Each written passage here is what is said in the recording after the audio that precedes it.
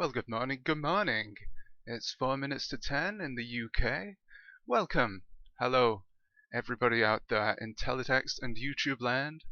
This is the BLOCKDOWN Party. We'll be beginning in a few minutes' time, and I wish I had some music to play for you, but I'm completely unprepared. Here we go. Let's play this.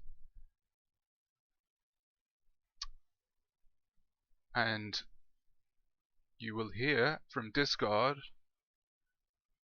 any minute now.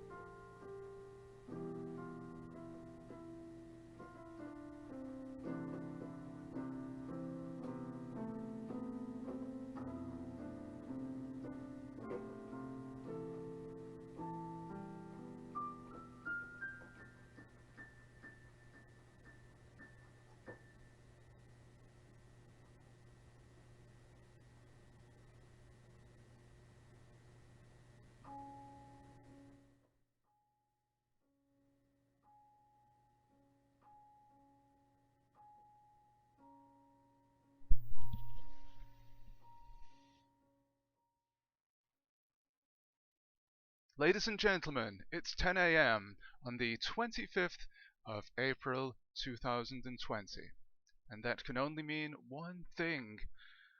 We're here for the BLOCKDOWN Party. Yes. This event was supposed to take place in the real world, but who needs the real world when we have the digital world, and we can all collect together online and make teletext. That's what we're going to be doing today. The usual nature of the block parties is that we get together, make stuff together, teletext related stuff, be that art, tech, anything that you can think of, and collaborate basically. So that's what we're going to do today. So just to intro, there are a few ways you can take part in the block party today.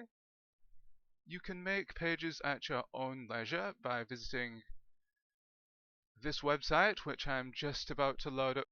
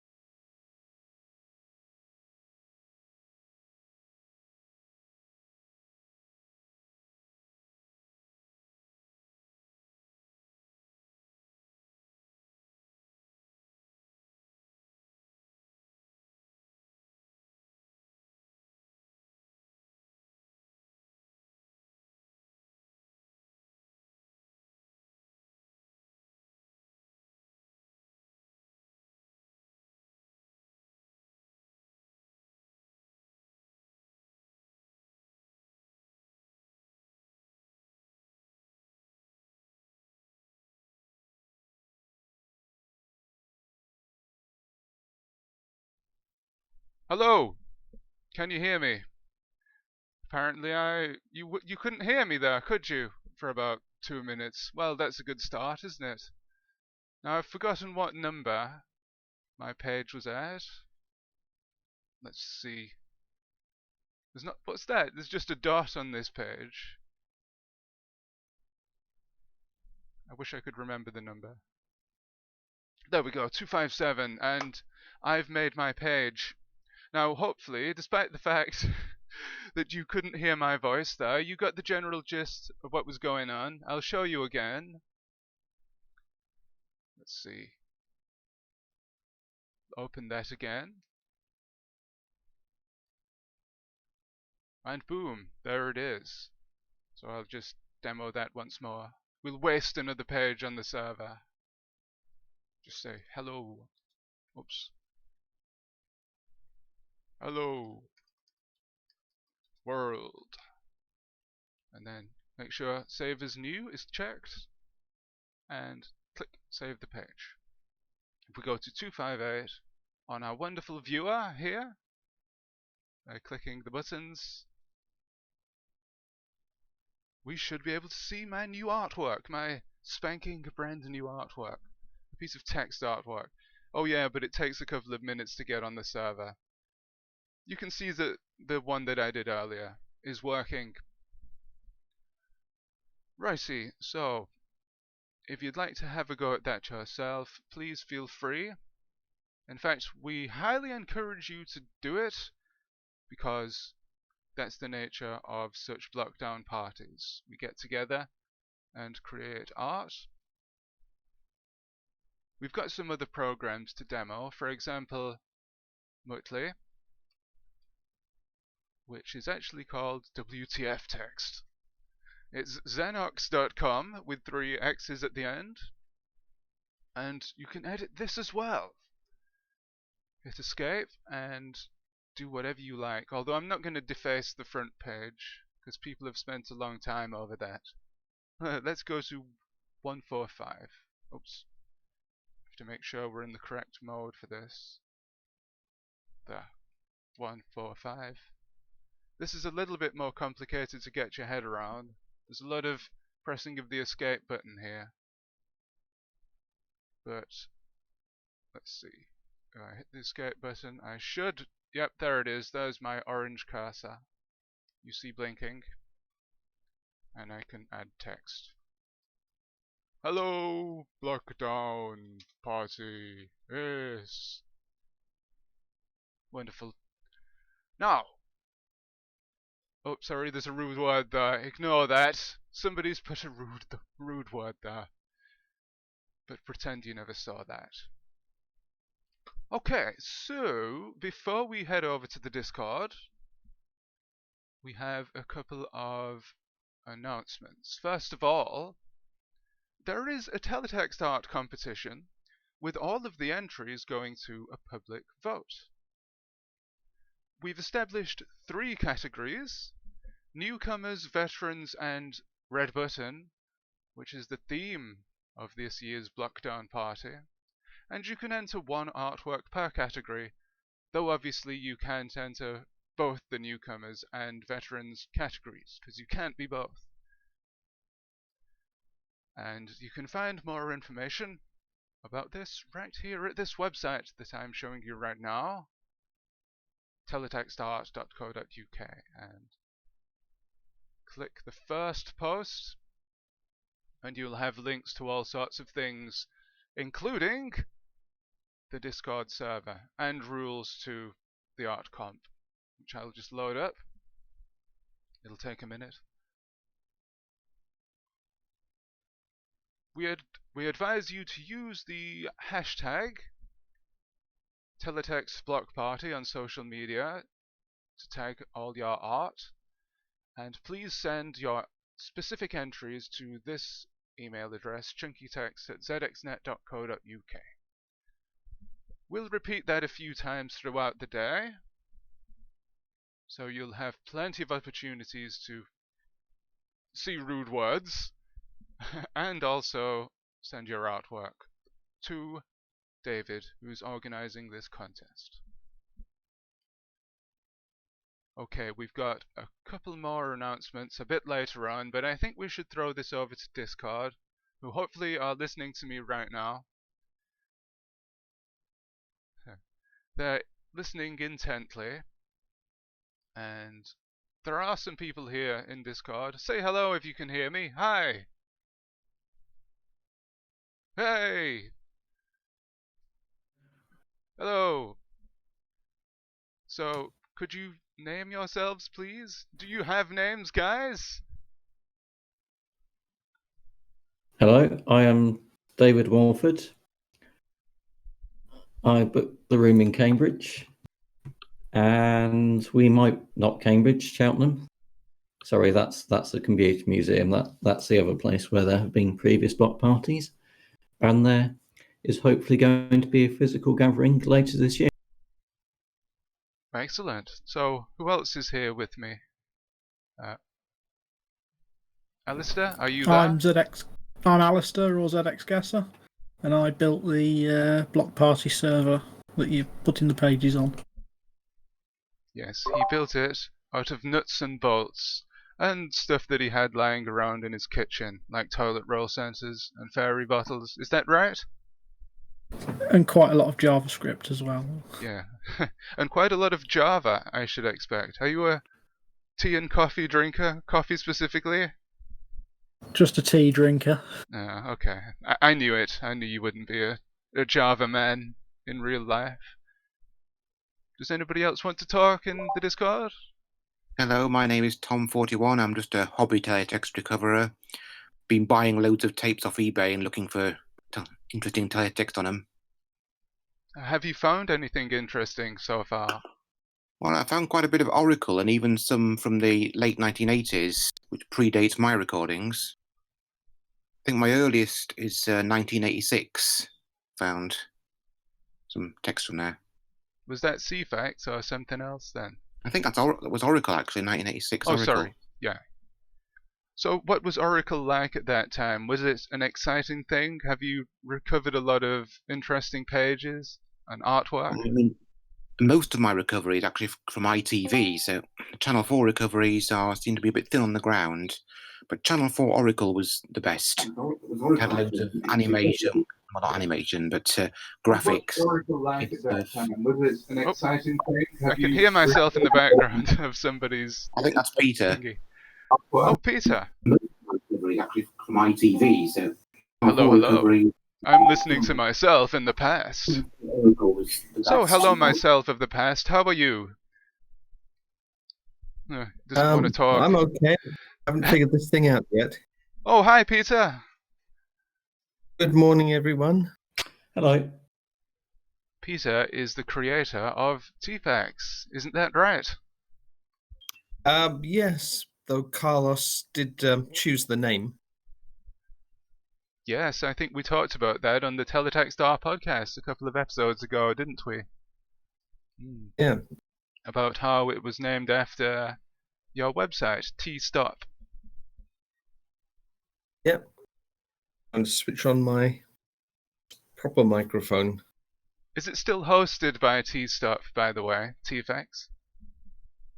Yeah, T-Stop happens to be my PlusNet in broadband account. Right. Well, actually, I used to have a Blue Yonder account, and my website was xxx.blueyonder.co.uk. It wasn't XXX. It wasn't some sort of hardcore porn teletext site. Although I wish it was, to be fair. Well, like the Xenox is, the Triple X is, it gets it banned in certain places. Dear, that doesn't sound good. Well, at least we can see it here in the UK. Because we don't have any lockdowns on websites. Or, you get it? Right, so thank you everybody here in the Discord voice chat. I'm pleasantly surprised by the number of people that we have. And hello to all the people out there in the chat. We've got Chris Hills who says, "Hi Dan." Hi Chris, how are you today? We've got Squaremelia who says, "Hi." Hi Squaremelia. I believe you've been at one of the Digitiser shows, Squaremelia, is that correct? We might have talked at some point. Fantastic. So, thank you everybody for tuning in, and everybody for retweeting and spreading the word of the Block Party so far.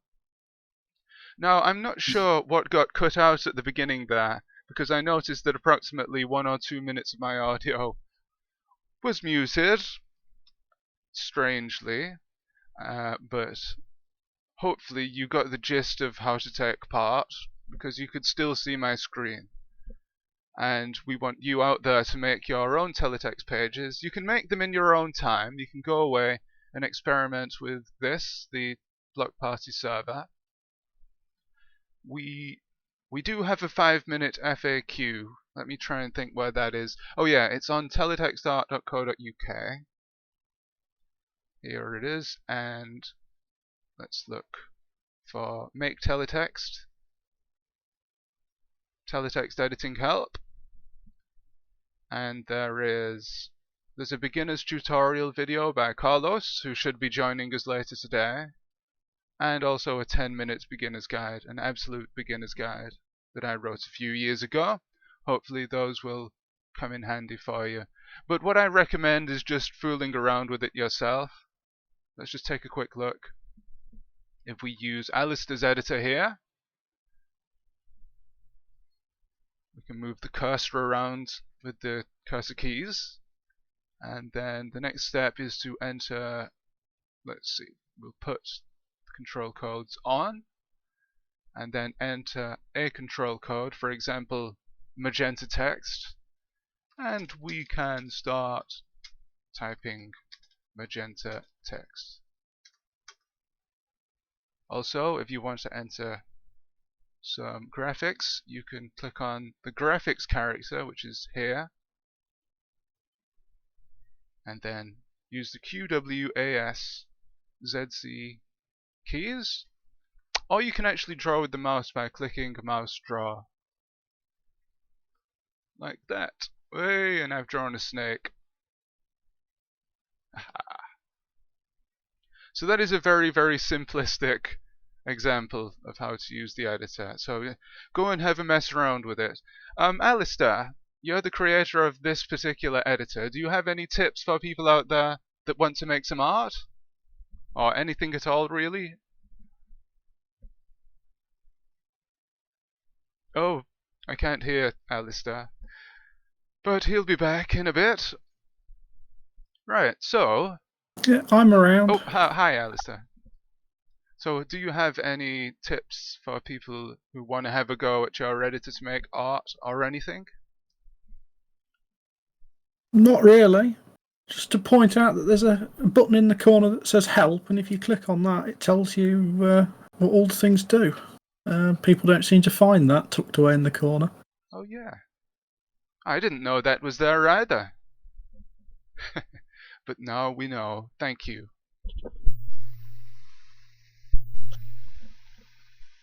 Right, so if you have any problems with the editor, click help. How do I get that off again? Back to main page. Cancel.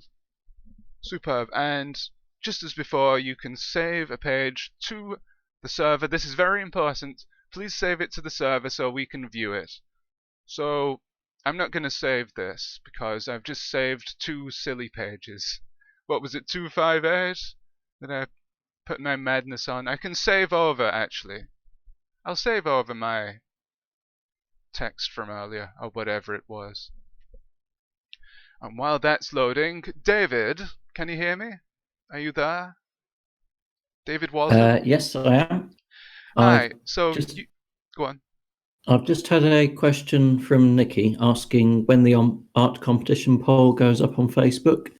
So I just wanted to clarify that the art competition is open until midnight tomorrow, and then we'll need a few days to work out how to implement the public vote. But we'll be taking a look at some of the pages on chunky text user submissions later, probably today. Yes. Yes, we will. A little bit later on, we'll be taking a look through everybody's entries from page 200 onwards, and we've had, well, I assume 258, if you include the 2 silly pages that I just messed around with. But feel free to write over those if you wish. They're just examples. Wouldn't it be funny if we came to that later and we just found my silly test pages? So yeah, please do have a go with these editors. David, I was going to ask you, the physical block party, what did you have planned for that before that was postponed? An annex to a civic hall in Cheltenham, booked for a weekend.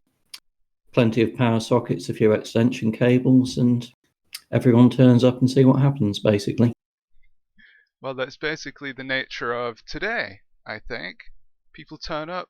We don't know how many, but we just get together, make some teletext, and have some fun.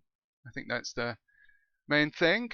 So, guys, do you mind if I make an announcement right now? Carry on. Cool. So, you may be aware of the teletext archaeologist. He is somebody who's going through old videotapes. Much like Tom, who we heard from earlier, he's going through old videotapes and excavating teletext from them, using a special piece of software. I think it's called VHS to teletext. And today, he is launching a brand new feature on his website. It's called the Teletext Archive. And you can browse the archive by searching, for example, I don't know, Digitiser. And in a minute or so, we should see all the entries in his database so far for Digitiser. I don't know exactly how many services are archived on his website, but I know he's got hundreds on his computer. So if indeed this website has all of those recoveries, it's a vast recovery archive. That's probably why it's taking a while to load, but we'll check back in a minute and see that. Jason Robertson, the teletext archaeologist, may be dropping in a little bit later on, hopefully to speak about what he does, and that should be quite a lot of fun, I think.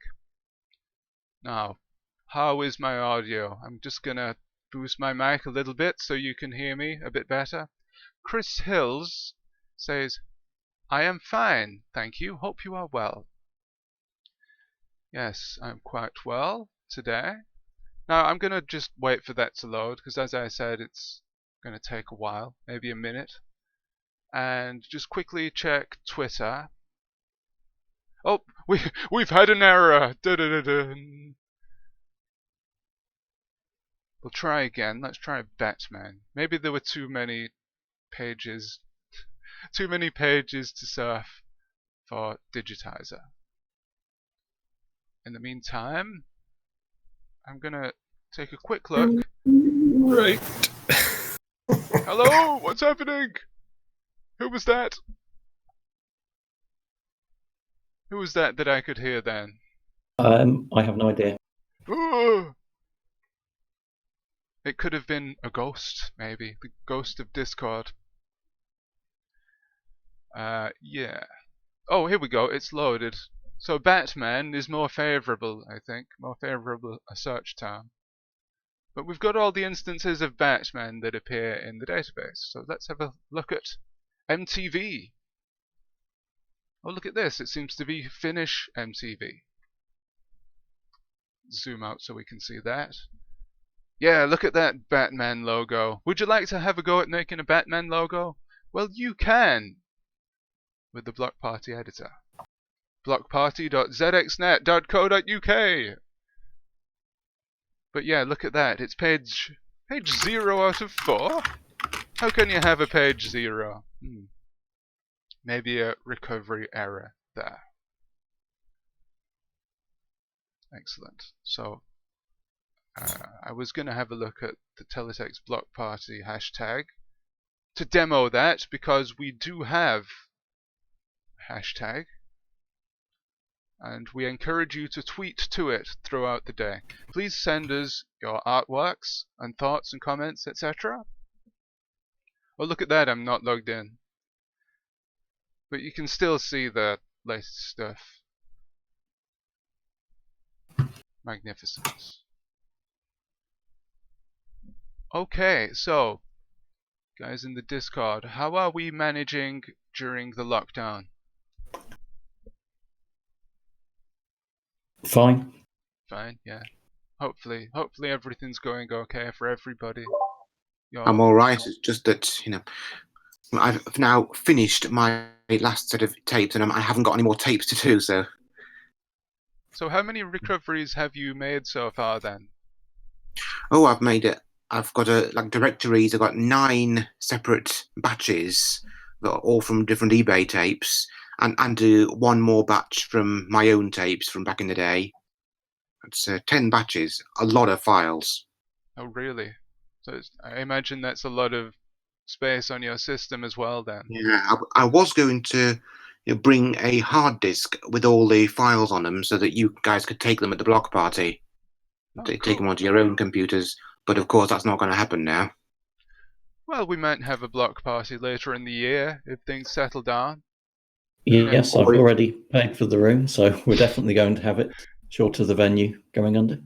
Could that Or be what held about? Oh, go on, sorry. I mean, if I had some cloud storage, if I had a large amount of cloud storage, then I might be able to upload them all for you, all the recoveries, and you could look through them at your leisure. How much do you need? I haven't actually checked the. Let me check it right now. Okay. Because I do have some web space. I think it'll be bigger than that. Oh, okay. Let's see. For example, one of the the first eBay batch, the whole set is 973 megs. Mm-hmm. And the final batch I did is 35.9 gigs. Okay. That is a lot. Well, I have I can't remember how much I've got on my web hosting. It's definitely more than 100 gig, but I guess it would run out pretty quickly. Yeah. My own tapes are 8.6 gigs. And these are for the raw recovery files. I haven't not squashed them or anything. So do you have, for example, a website that shows some of your recoveries? Or where can we find your recoveries online? Are they Well, there? I've posted a few of them on the Discord already, Okay. but that was quite a while ago. I only post when I find something really interesting. Okay.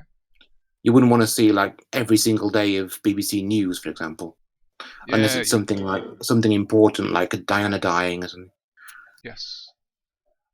Have we, I don't know if you would know this or if Jason would have a copy or anybody out there. Any pages from 9/11, from when all that was going on? Because I know that 9/11 is mentioned a lot in regards to crashing the internet and the internet going down, websites going down, due to the amount of people that are flooding onto them, onto the websites. And allegedly, teletext, people used teletext to keep up to date with that sort of thing. There are some Well, screenshots online. Go on. yeah, as a matter of fact, my college library has a videotape. I don't know if they still have it, but it was a bunch of news coverage from 9/11, and it did contain the text. But of course, I'm not a member of the college anymore, so I can't rent it and recover it. Oh, what a It would have shame. been see the actual text going on it, but it's probably a second or third generation copy, which would mm, ruin the text somewhat. Because when you copy a tape, that actually softens the teletext information, and you get much worse recoveries. Right. But it's impossible, pretty much impossible to recover them then, I would guess, or restore Well, them. second generation, you might get something out of it, but it won't be as good as the first generation tapes. But third or fourth generation, you can probably forget it. Right. Well, that's a shame that you can't get hold of those tapes to at least try. Because I'm sure a lot of people would be interested in, like you say, the newsworthy moments to see how the news wires, the news networks were covering things. I remember watching it live on TV. I was actually at the college when it happened. Oh yeah? I was in a room full of TV equipment, and their TV was set to underscan for some strange reason, so I could see the teletext on the top the entire time. Oh, that's interesting. Yeah, but sadly, I'm not a machine, so I can't read it. Do you mind if we ask what you do? Do you work with broadcasting and stuff like that? Unfortunately, not. I used to drive around fixing computers, but then I became partially blind, so I can't do that anymore. Oh, okay. Oh. Well, that's interesting. It's interesting that, that lots of people must have tapes of things like this. And indeed, if you're listening out there, guys, and you do have tapes from significant moments in history, we would love to have them and recover the teletext from them. We do have a growing collection, or a growing group, I guess, of teletext VHS recoverers, and they're in the Discord, which I've not mentioned so far, actually. There's a Discord link down in the comments, and a little bit later on I'm actually going to put the Discord up so we can start looking at the artwork that people have made. But it's still early, and I guess not many people have been beavering away at teletext this early. However, AXS203 on YouTube, who I believe is Blippy Pixel, says good morning. So good morning to you, Blip. Now Blippy Pixel has submitted some stuff here already, some artworks. Let me try and remember what number it was, and we can put them up and have a quick look at it. A little teaser for later on when we go through all the art. Righty ho. Did I have another announcement to make here? Yes, I did actually. While this is loading. Oh, actually, that's not Blippy's artwork. That's N. Hanox's artwork, who was in the preview stream the other night. He popped in to chat with us. And that's one of his artworks, which I think is really good. The TV sort of looks a little bit like a remote. I don't know if that's intentional, but it looks like it's made up of buttons on a remote or something. But yeah, it's got the satellite dish there. And of course an aerial. But I forgot to make one more announcement, and we'll just load up YLE text for this. Because YLE text in Finland, who you might have heard of, you might follow TV Matti, I think his name, TTV Matti on Twitter, who works for Finnish Teletext. But they are hosting a teletext art festival currently, which is organized by the Fix C Cooperative. If you're a listener of Teletext R, we actually spoke to Matti Ramu last month, or was it this month? A few weeks ago regarding the festival. However, it was supposed to end today. Due to campaigning from certain people, it's been extended for another month. So I think it's on page 820. There it is. You can view it online. A Teletext Art Festival. And it's called Tart 2020, which I think is a wonderful name. Let's just take a look at one of the artworks. Oh, look at that. I didn't know that. You can actually click on these numbers here. Let's look at Raquel's stuff. Inattention. Hopefully Raquel is going to be joining us later today. We don't know. We'll just have to see. Yeah, but this is her Inattention series, which she's been posting to Twitter a lot of late. And wonderful it is too, almost iconic. And the artwork that I think of when I think of Tart 2020. Amongst other things that you think of when you hear the word tart. Like a teletext art. So, Nikki says she's just put up a couple more of her artworks. So I think that would be on 259. I'll prune some of the tabs that we've got here. Don't need that now. Oh, it's so new it's not been updated yet. But we'll wait for that now. So Peter, are you there? Can you hear me? Yes, I'm still here. Hi Peter. How are things with you? I'm all right. I've got my work laptop at home, and so I can continue working as usual. Excellent. Lazing around in the garden. Busy working on software. I think that sort of typifies the lockdown, doesn't it? Staying indoors, working on the computer, and sitting in the garden. When we look back on this year, we'll say, oh, that was the year where I spent most of my time in the garden. Yeah, but what I did was in February and March, I booked a holiday to Yosemite and 2 of the Hawaiian Islands. So I used up all my holiday, and then as soon as I got back, it was lockdown. So we timed that quite well. Excellent, yeah. Did you enjoy that? Were there any issues traveling, considering all the things that are going on currently? There were none at all, because this was America, and they didn't get on the ball till late March. There was absolutely nothing going on. You could even buy toilet paper. Well, I'm sure we all want plenty of toilet paper. See, I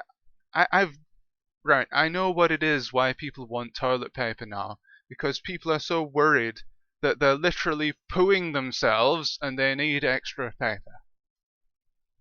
It sounds like a Digitiser plot. Yeah. Xenox is behind this. I did read a more boring explanation that they're no longer using the office supplies, so demand's gone up that way.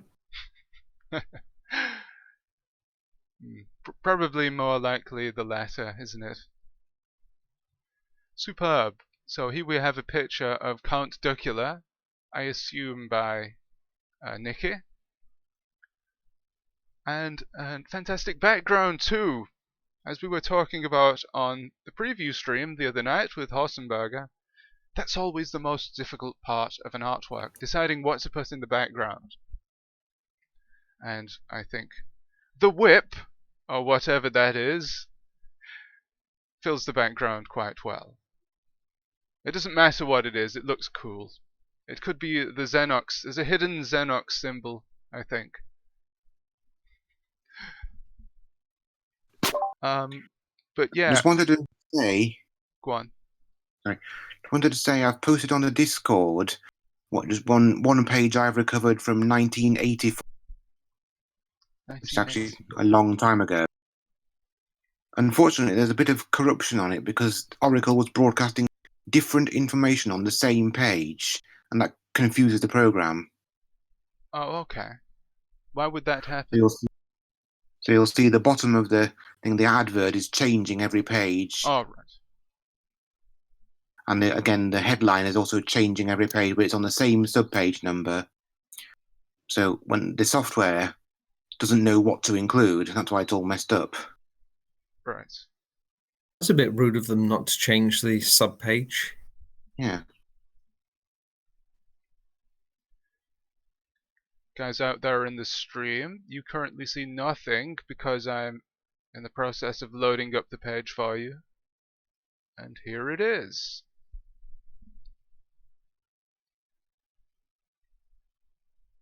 Right, so that's from 1984, you say? I wonder what that says at the bottom. Oh, hold on. It's disappeared. Hold on a sec. Technical problems here on the Block Party.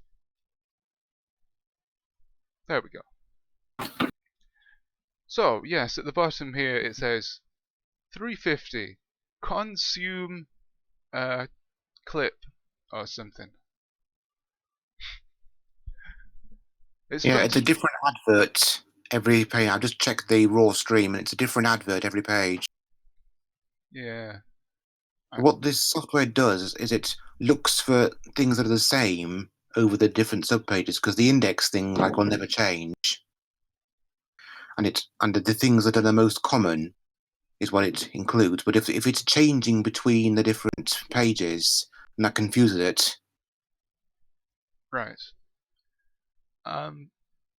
So it's a sort of garbled mixture of a couple of pages, right? Yeah, it's a mixture of all the little adverts that have been showing on the bottom.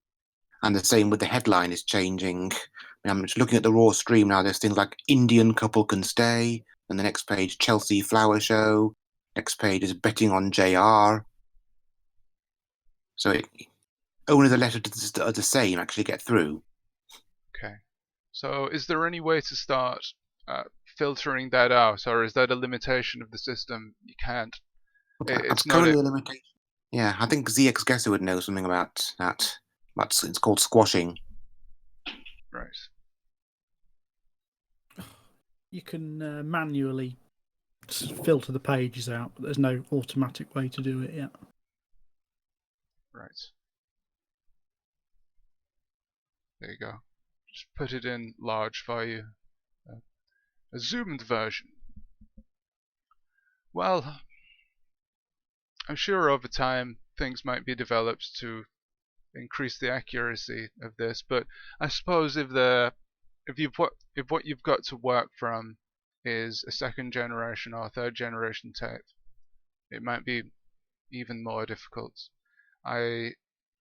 Is it true that you've got lots and lots of recoveries like this that aren't really suitable to put up on the internet? Yeah, I got plenty of those. There's some which are at least third generation, are just completely mangled.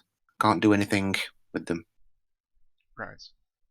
Well, I reckon that says the changing face of, I don't know, The changing... no idea. It's just a load of garbled nonsense. So, Blippy Pixel says, "Hello, Peter." So, hello, Peter. He wants me to... hello there. Hi. He wants me to go to page 252 as well. I think that's one of his artworks. Additionally, we have Mr. Steve Horsley in the chat. He says, "Good morning. What have I missed?" Just a few introductions so far, a couple of artworks. Now here is Blippy Pixel's wonderful... It's a sort of Martian or alien landscape, and it's very, very striking, I would say. You can see, I guess, Saturn in the background there, and maybe a hill in the foreground.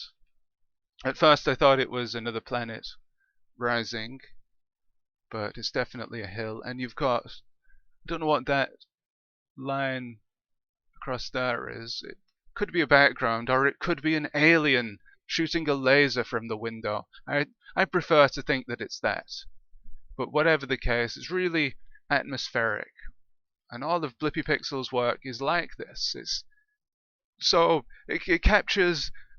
It wonderfully captures, I guess, a fictional landscape. Different fictional landscapes. And hopefully, at some point... Do you want to jump on, Blippy Pixel? Do you want to have a chat with us and talk about your art? That would be cool. Nikki says, "Ooh, that's lovely. Indeed it is." Anything to say about it, guys? Can you see that? Are you able to see what's on the stream? Guys in chat, sorry, in Discord. Nope. Everybody's gone quiet. Sorry, just having some light breakfast. Yeah. It's quiet. Too quiet. Yes. Far too quiet. It's quite a distinctive style. It's very different to the usual thick black outlines, a bit more impressionistic. So yeah, good to have that variety on there. Yeah, it's a very distinctive style. Steve Horsley, do you want to jump on? Oh, Blippy says he'll search for his headset. So hopefully we'll get to speak to him about his art, and that would be really cool. Just speaking about significant times in history, well, and that's not really significant times in history, but I've got a recording here where, like January the 3rd, 1993, which is just after Oracle switched over to teletext. So it's very early days. Right. Is that the first day of... Oh, no, it's not the first day. It's the third day of... And they're still getting teething problems. They've got the Channel 4 index on ITV and vice versa. Oh, okay. I think we can blame Paul Rose for that, because he was one of the people who worked for teletext at that time. Is Paul Rose going to be coming into the chat, or? We hope so. We don't know when. We just know that he's going to be here at some point. And I'm just blindly clicking around looking for a particular artwork of Nikki's here, so don't mind me. Oh, that's Horsenburger's. I think it was after that. Yeah, because Squamelia mentions Nikki's bunny. Nikki, what number is the bunny on?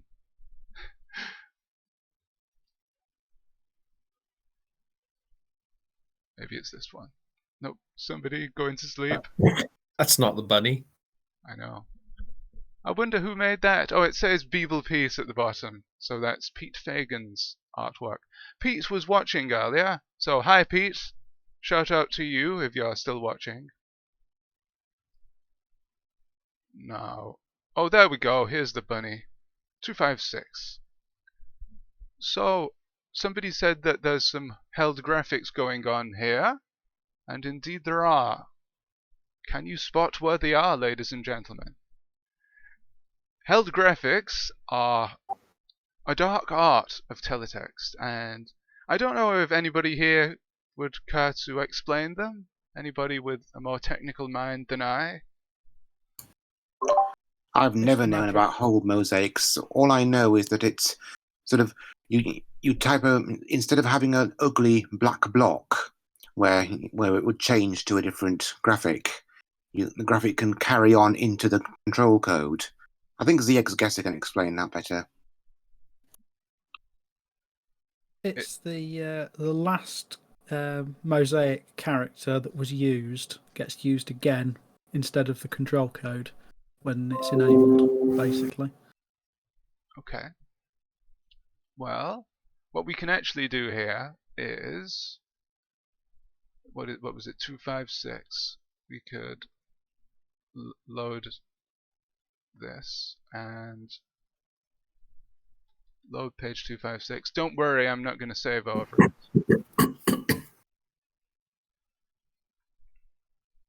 Yeah, there we go.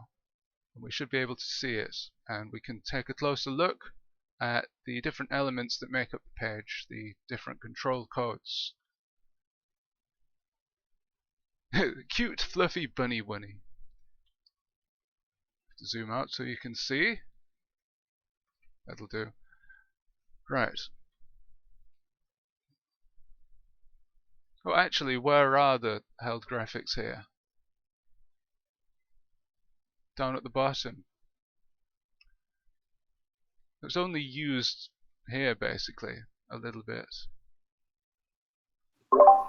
I know that people like Paul Rose, who weren't that good at hold mosaics, they tended to have large black borders around their characters. And things like Turn of the Worm.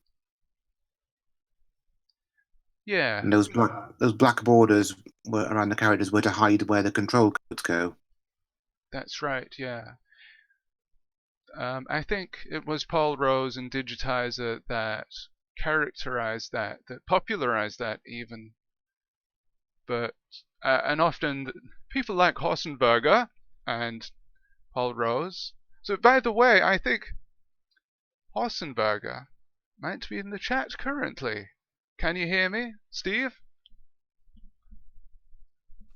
I don't think he can because he's mute and deafened. Oh yeah, he's deafened, but in a bit he'll be able to come on and tell us all about the fantastic halo effect, I guess you could call it, the halo technique. I have dubbed it in teletext art. I don't think it was Digitiser and Paul Rose that invented this, because I've seen this style used in earlier artworks from the 80s on Oracle, but certainly Horsenburger and Paul Rose honed it, I guess, to their own style, and it became known as sort of the Digitiser style and the Teletext Limited style. Things like Bamboozler, the end screen, the windscreen in Bamboozle, and if you've ever played 10 to 1, which was the sports version of Bamboozle, you'd have a full screen graphic if you got a question wrong, which was really nice. I'm just trying to think of other examples. Turn of the Worm. Turn of the Worm, of course, is a prime example. Hi, Dan. Hi, guys. Hello. I heard you calling my name earlier. Sorry, I was just chatting to the wife. Hello. Oh, that's okay. Morning, Steve. Morning, everybody. How are you guys? Very well indeed. So you were saying about, was it backgrounds, was it? The black outlines. Yeah. What was it you were talking about? Yeah. So, was it Paul Rose that showed you how to design in that way, or did you just pick it up yourself? Well, that's, yeah, when we used to, well, so we used to be in school together and we used to draw, and that was our style, especially Paul's style, and I sort of rubbed off on me, that was thick black outlines, even in his ordinary drawings, in his artwork. And I think it was just a style that we sort of both fell in love with and carried on with. I know that neither of us like to use held graphics, and it just doesn't work for us. I don't know why. We just don't like it. Right. But yeah, and I think that's it really. It was just a style that he's always had, and it sort of rubbed off on me. Well, I could tell. Oh, yeah. I was going to say also, I don't quite understand held graphics still, so that's all right. That's the other reason Yeah. I don't use them. Well, personally, I'm still trying to understand held graphics, but as I go along, I'm picking up more and more and understanding more of it. Maybe one of the best ways to use held graphics is sparingly in little bits of an artwork. as is evidenced here in this artwork by Nikki. Very, very subtle use in the bottom right corner. But yeah, if it's used sparingly, it can be really nice. But what I was going to say was, in regards to the thick black outlines, one of the hidden positives to that is that you can vary the thickness of your lines. So you've got the big, thick, sort of 3-pixel outline around to hide the codes. I'll just put the codes on here. Oh, I'm trying to click the wrong thing. I'll put the codes on there so you can see that the thick black lines hide the codes.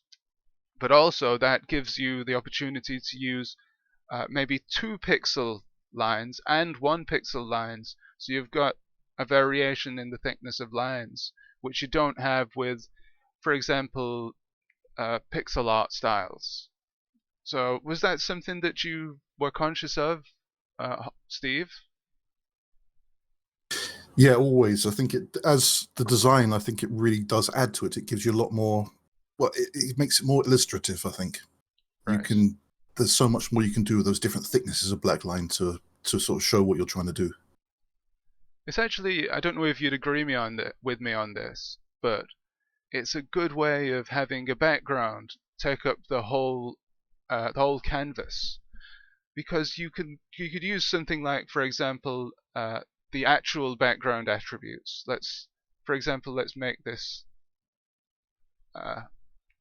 We'll put the actual background attribute here if I can remember how to do it, and then. Yeah, that's incorrect, isn't it?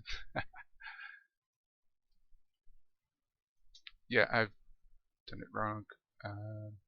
Oh yeah, duh. There you go. So I've made the background there.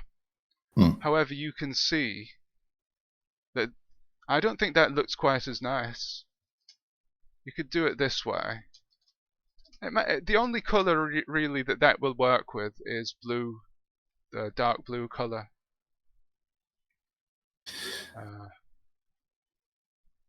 But yeah, so it's a different sort of style. Go ahead, Steve. Yeah, I mean, looking at it, it just, for me, for the kind of, well, especially the kind of art I do, and obviously the ones Nikki likes doing as well, which it just, and you yourself, I think we don't need that color background. It just doesn't work. When, like I say, putting the white over the blue just doesn't work, but white over black makes it look like an illustration. I think that's what I feel. Well, I don't know if you actually had guidelines that you had to follow, Steve, when you worked with teletext. Did you have a manual of style that said you must never put magenta over lime green or what have you? No. The only thing we had was basically, I think it was just the teletext font and logo. That was it.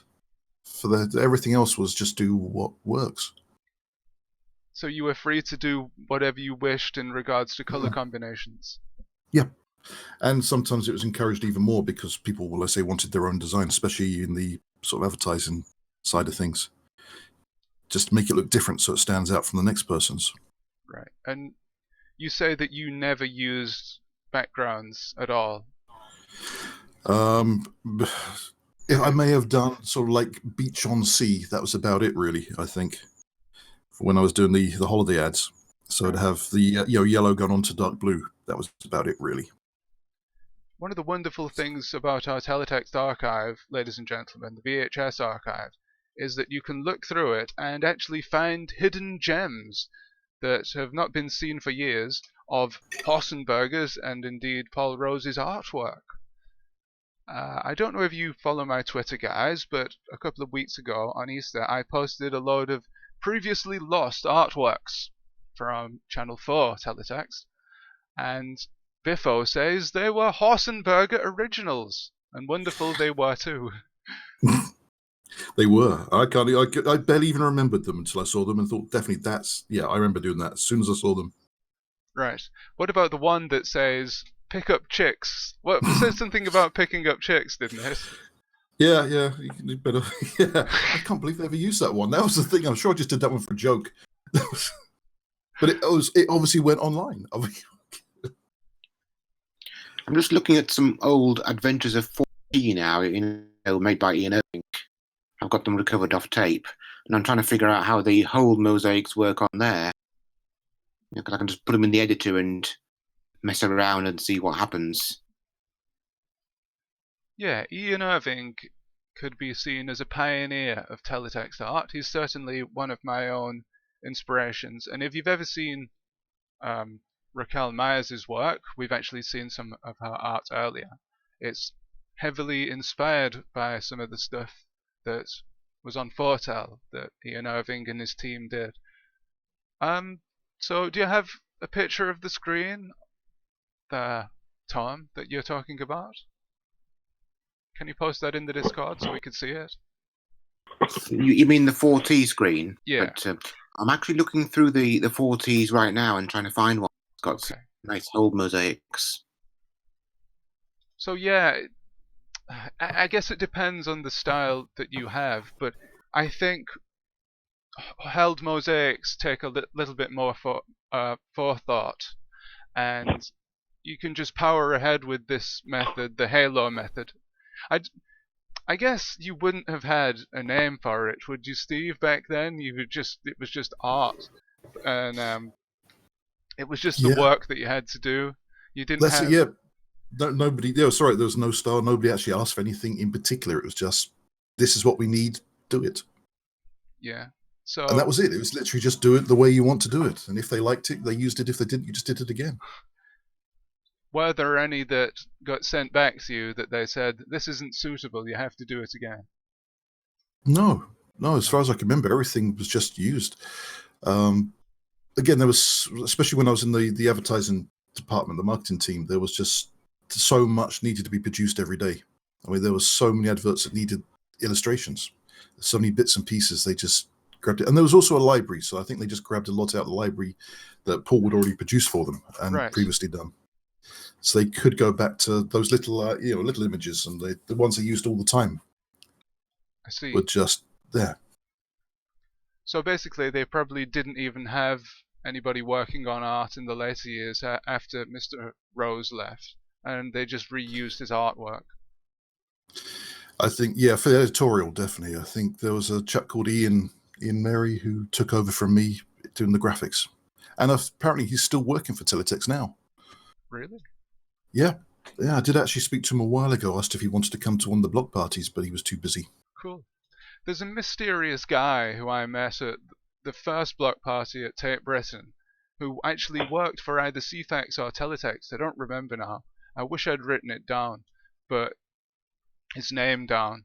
But he said that, no, it was CFAX, sorry. It was definitely a CFAX employee.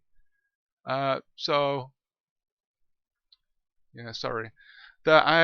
Just as an example, I've put the backgrounds into Nikki's fantastic picture of the bunny rabbit there, just to demo how that might look in a different style, in the background style. And I would say it doesn't look too bad, but I think both of them have their own merits, really. So you've got the top half that's got the background, and the bottom half that's got the halo technique. And I think that they can live together in harmony. And you can use both in your art. So please do that. I just, in the Discord, I just posted a picture I did yesterday using held graphics. I decided to use it after our conversation the other day, our chat. So again, use sparingly. So I put some basically white in the rosa that I did. So it was red background with white, with a black background as the whole background. So that's in the Discord, which? That's in the general chat Discord. Yeah. Okay.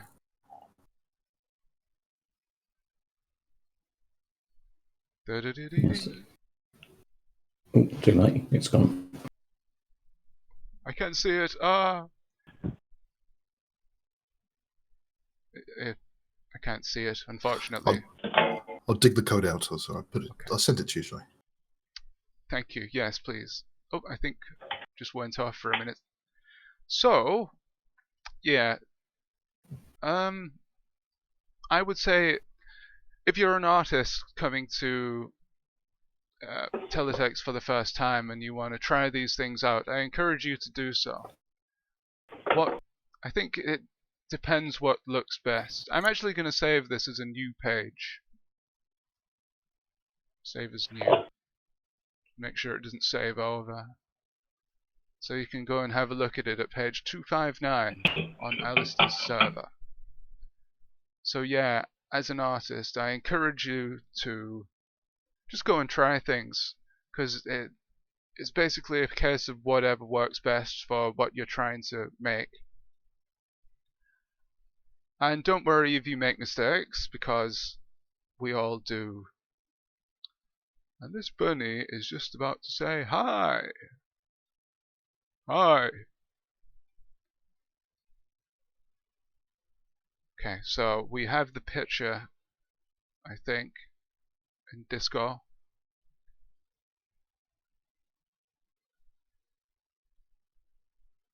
Whoops, I've clicked the wrong link.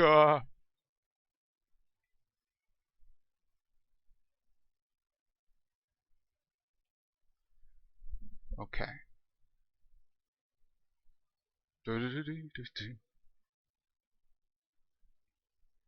Right, so Steve, you said that this page uses held graphics?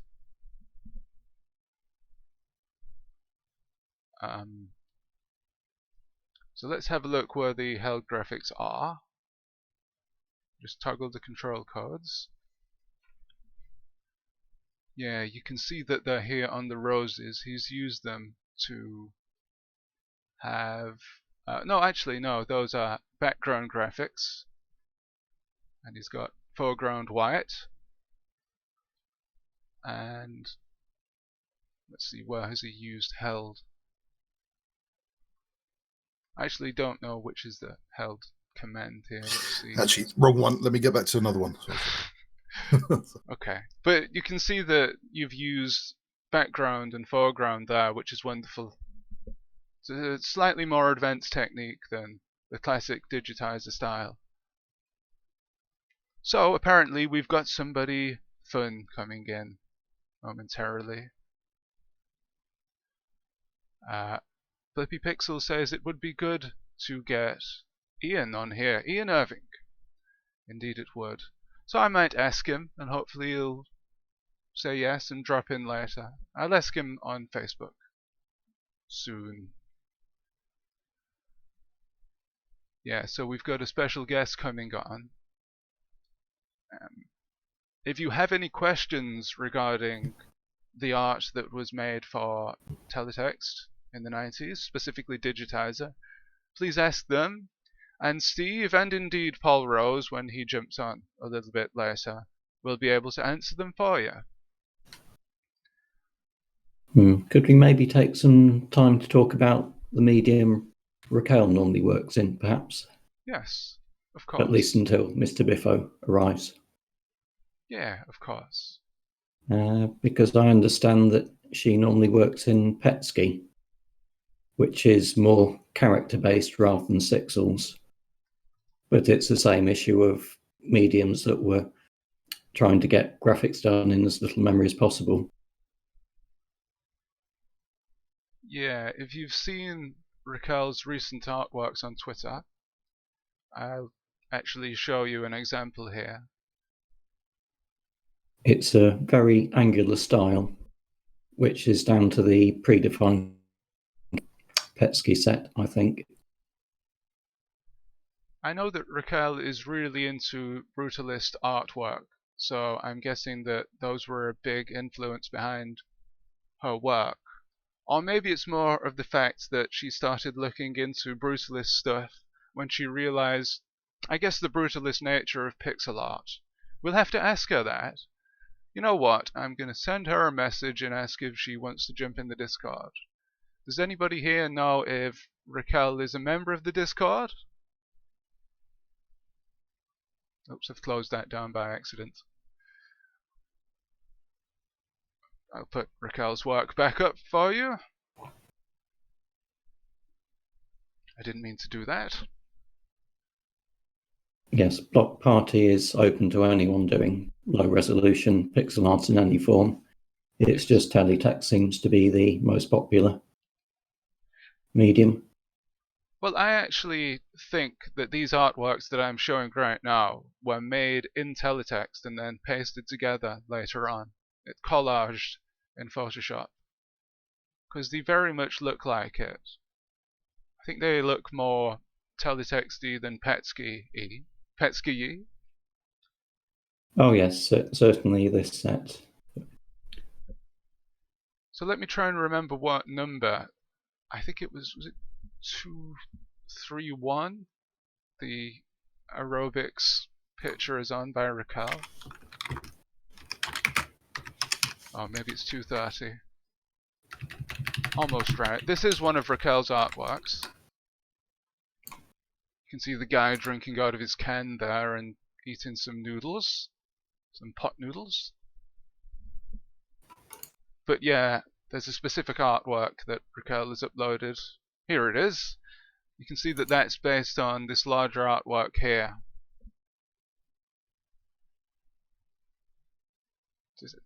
It is exactly the same, I think. Maybe it's reconstructed in teletext. Yeah, I think it was made in teletext and then collaged. Yes, looks like it. Because she brands them as teletext animations. So I assume that they are made in teletext rather than Petsky. Or a different thing.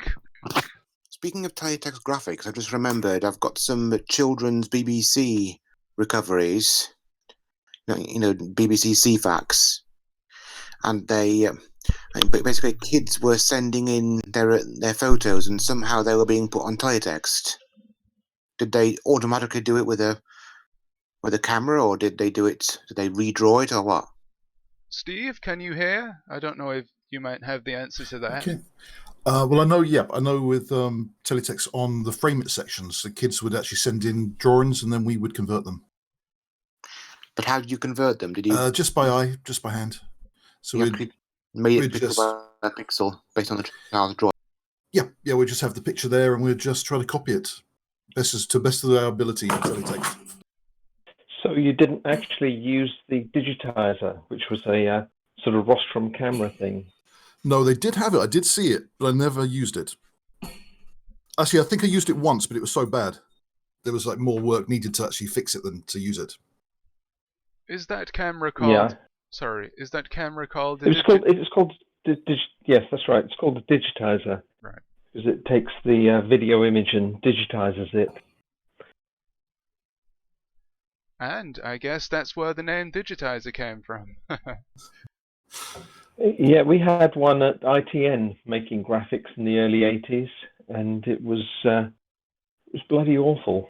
It took a lot of effort to get the contrast and the gain right to get anything recognizable. So I assume you had a go at it. Did you stick your hand under it to see what happened? Yeah. We tended to stick photographs under, but it didn't last long because I invented something better that could process the colors so that they were compact enough for the technology but still recognizable. So that's what ITN used for the next 20 years. So how did that work? Did it still use the digitizer but with your tweaks, or they stopped using it altogether and used something else that you made? Well, at first it used color filters. You'd do the red scan and the green scan and the blue scan, and then my software would add it together. But because of the weird nature of the ITN graphics, you were limited to the number of colors. The more colors you had, the worse it would be for the machine. So it was a weird machine because we could choose any number of colors we wanted. So we could say, I'll have 15 colors for this, and then it would pick out the best colors, and you'd get a picture of a politician or something in only 15 colors. But it took a lot of processing. And so that artwork made it onto teletext then, did it? No, it made it onto the ITN bulletins. It wasn't anything to do with teletext. Right. So we're talking about a different technology here. But it was the same digitizer. Ah, But right. you could take the pictures and put them into something else. So I know in 1984, they actually used it to put it into some computer games because it was difficult to process pictures at that time. So Do you know somebody what? sneaked into ITN. I don't know. They were budget games made by British Telecom at the time when British Telecom thought it was a good idea to get into computer games. So I don't know what the titles were. I don't remember BT making games. Do you guys out there in chat?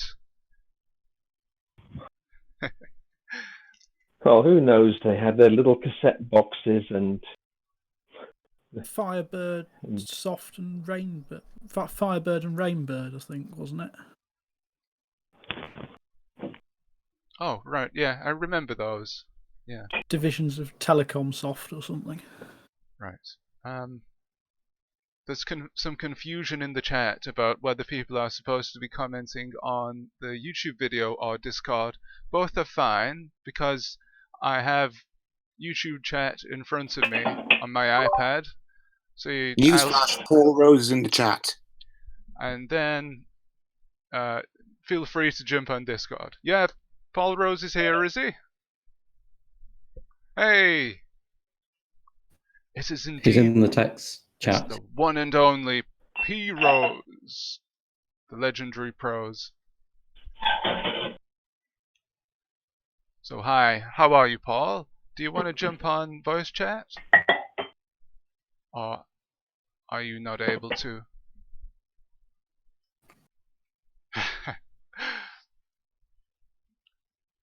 Okay, so if you have any questions for Mr. Paul Rose, he's gonna, I think, respond. I don't know why he's gonna respond. Probably in the YouTube chat. On the Discord Right. Okay. chat at the moment. You could pop the Discord chat up on the stream. Yeah. Oh, yeah. Of course. Let's see.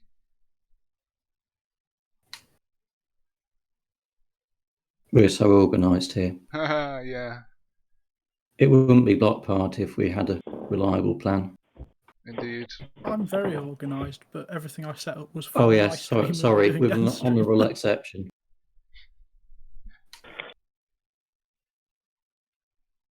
Let's see how to do this. Right. Does anybody know how to close the tabs at the side of Discord, or if you even can? Nope. Okay, that's fine. Alright, so I guess getting back to teletext art and is somebody using the toilet, by the way? Oh, sorry, I'm doing the washing up. I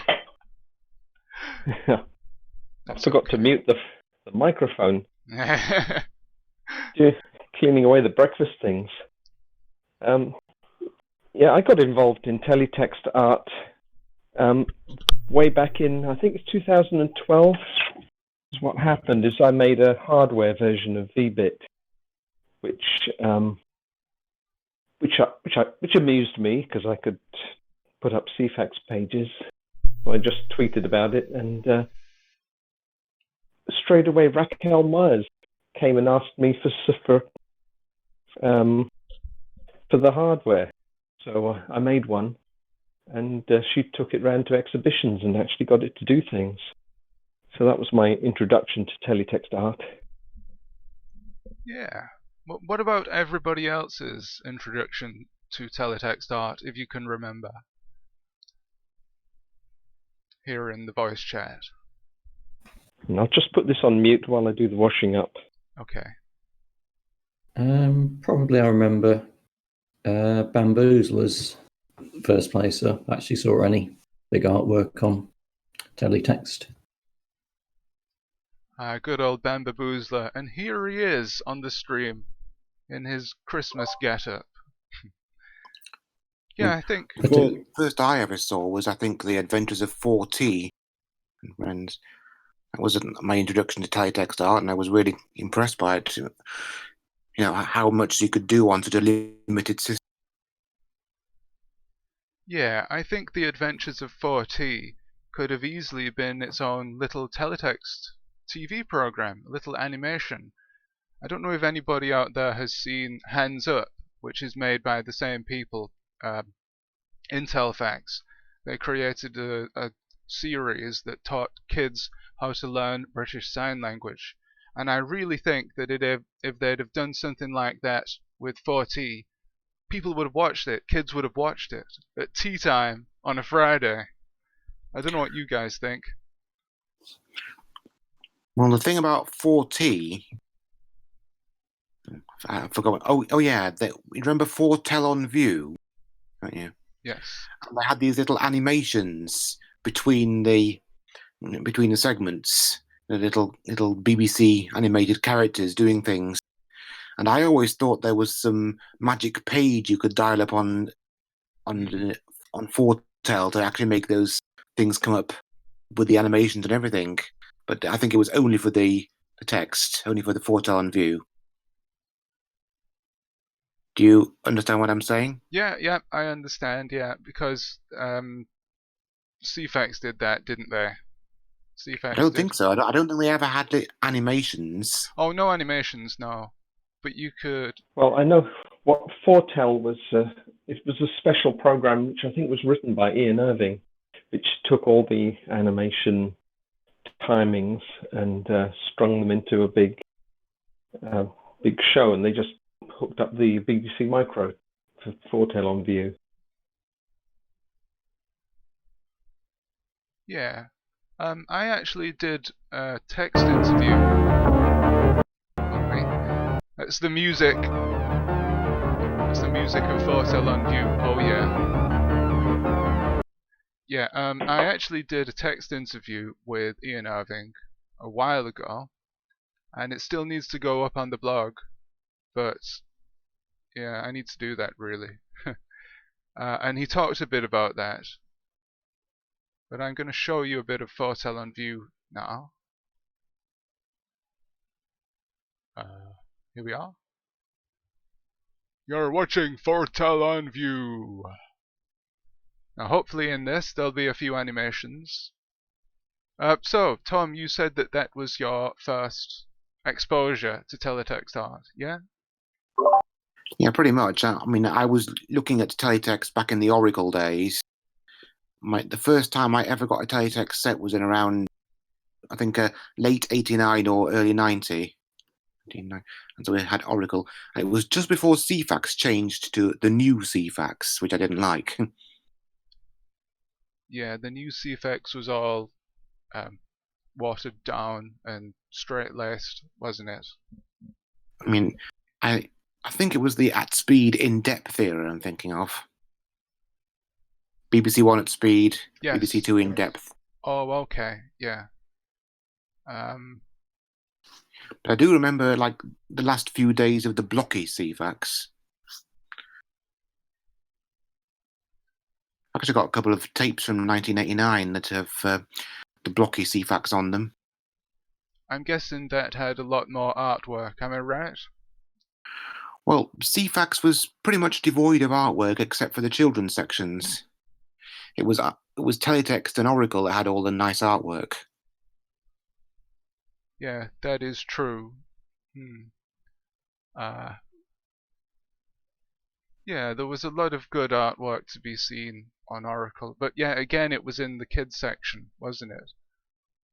One of the things that it's always nice to see people recover from Oracle is the full page advertisements for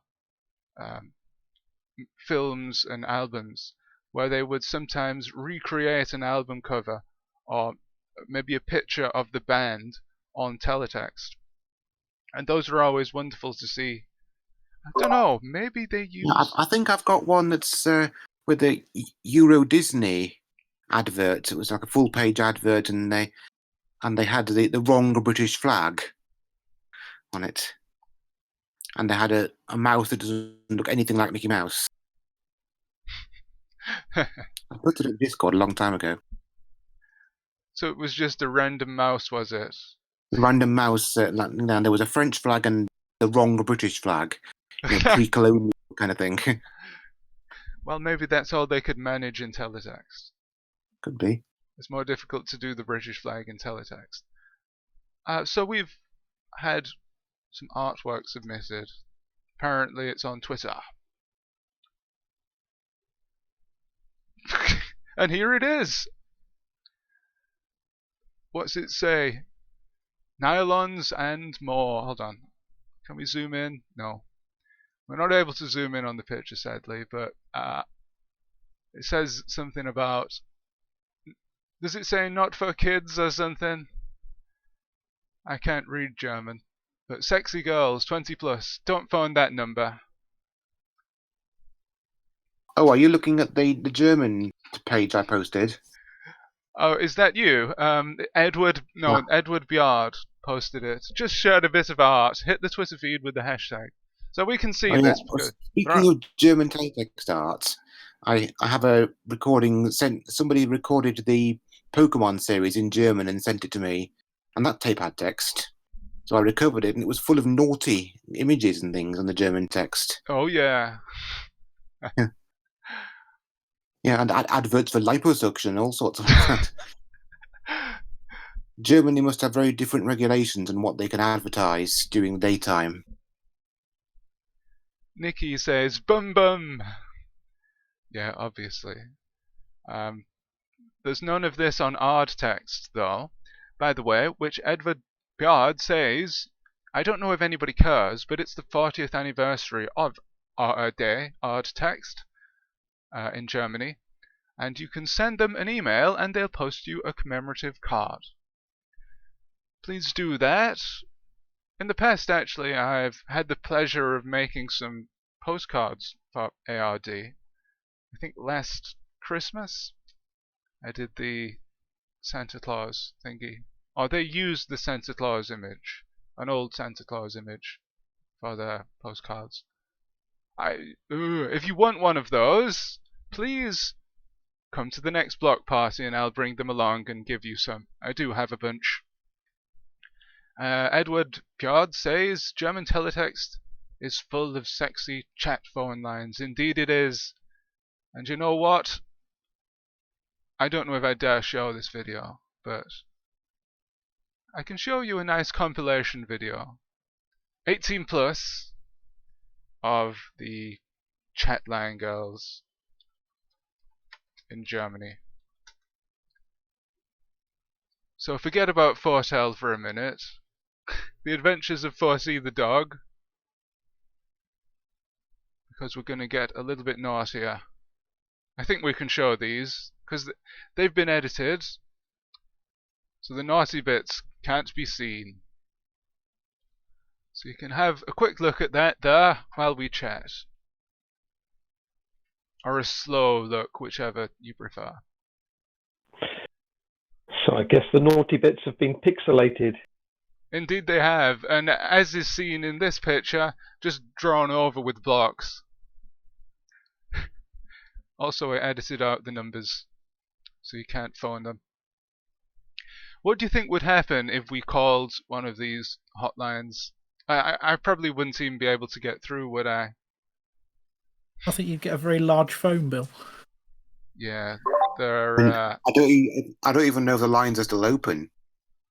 Probably not now. 2015 these are from. Although, as I was saying to somebody on YouTube the other day, they still use a lot of the old classic chatline art that they've used for years. So if you actually go on to German teletext, a lot of these will still be there. I've got a picture on the VHS recovery page on the Discord, which shows little, logos and Grafiken für dein Handy. Which one, sorry?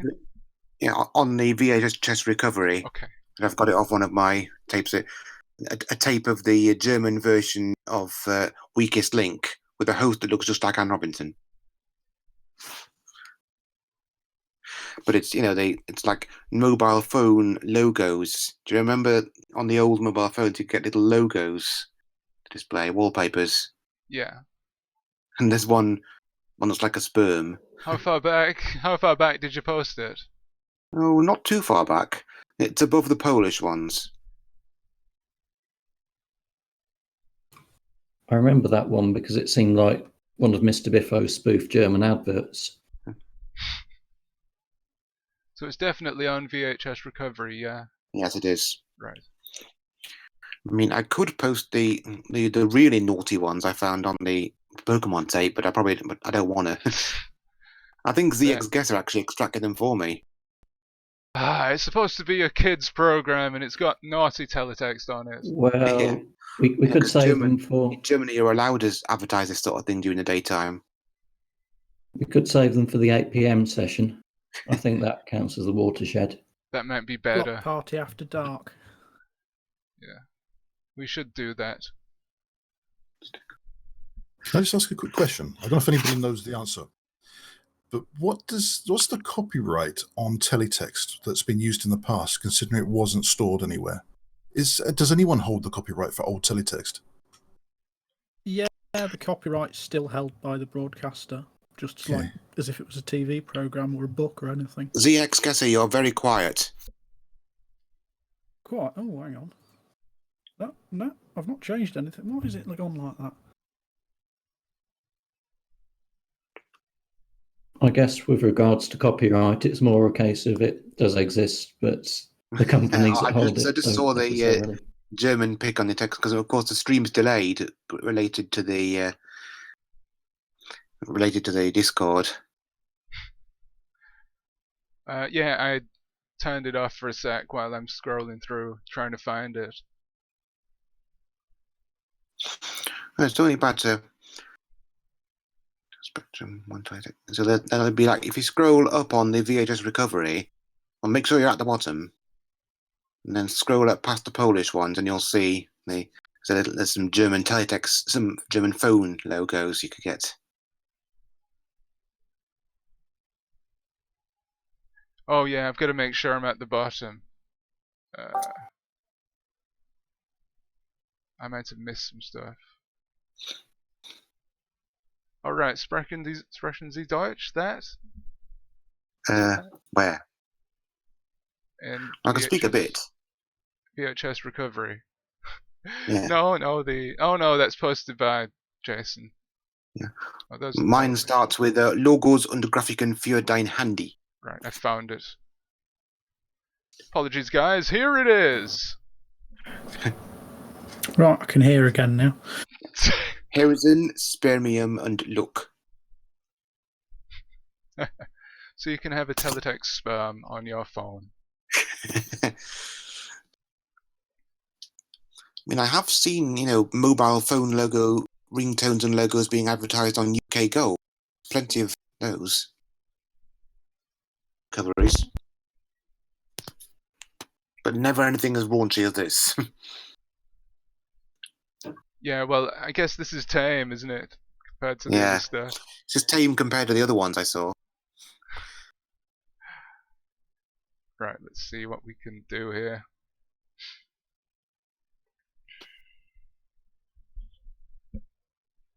Is this going to work? I believe that tape was 2001. That German tape. Right. Oh. I just attempted to phone it. But you're trying to phone it? Yes. It's 63... 3... Oh, is this... Yeah, it's going to be a long time ago. Yeah, I tried Sorry, I to can't hear a thing. I've got headphones on. What? What do you want? Did it actually get through? No, it didn't. Contact blocked, it Sure. said.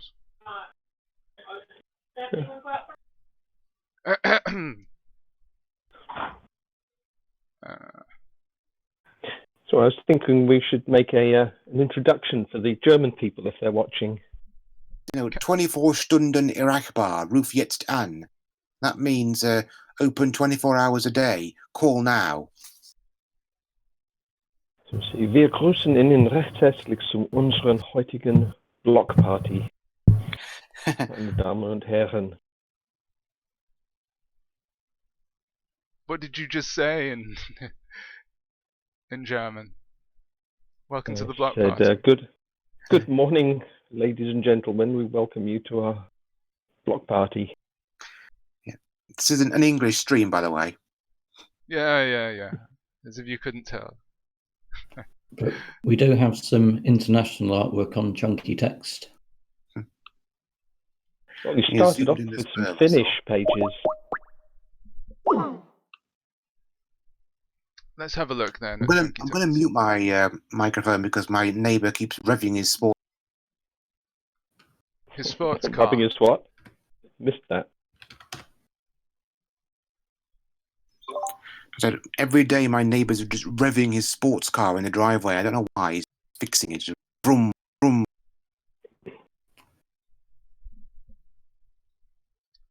Well, that would make an interesting background. We couldn't hear it actually. I've got too many tabs open here. It's literally frozen. I've got so many. Well, while you're sorting out the technical problems, it was an interesting point. Can't remember who raised it about who holds the copyright to old teletext broadcasts. And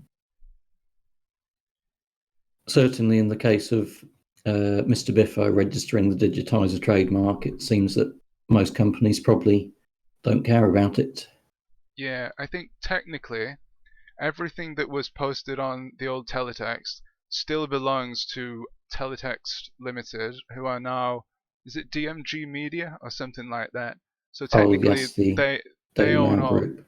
they own all Teletext Limited pages, and all CFAX stuff is still owned by the BBC.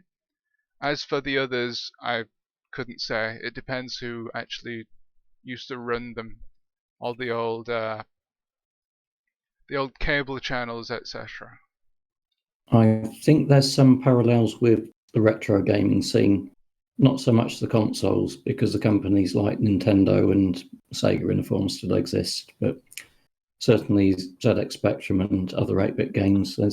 Yeah, but like with Nintendo and Sega and such, that's why they keep re-releasing the games on the modern consoles, so that the copyright doesn't expire, because they're still producing the games and still selling them. Yes, whereas with many of the 8-bit home computers, it seems only once there seem to be some money in retro gaming, that's when they're suddenly scrambled to find the copyright holders. Yeah. Well, I think we're fairly safe from being able to earn money with teletext. So I don't think there's going to be a horror skate for CFAX.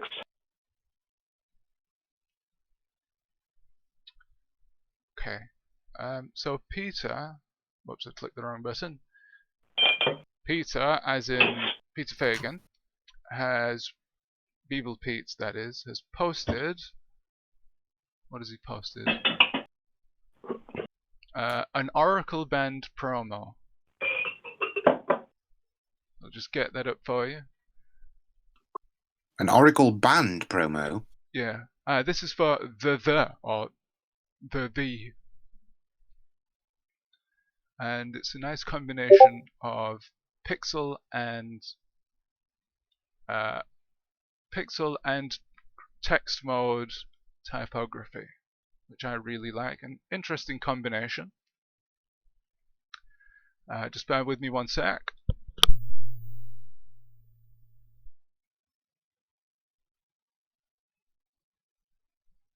Paul, if you want to jump on the Discord, we are all in the voice chat. Just pardon me one sec, guys.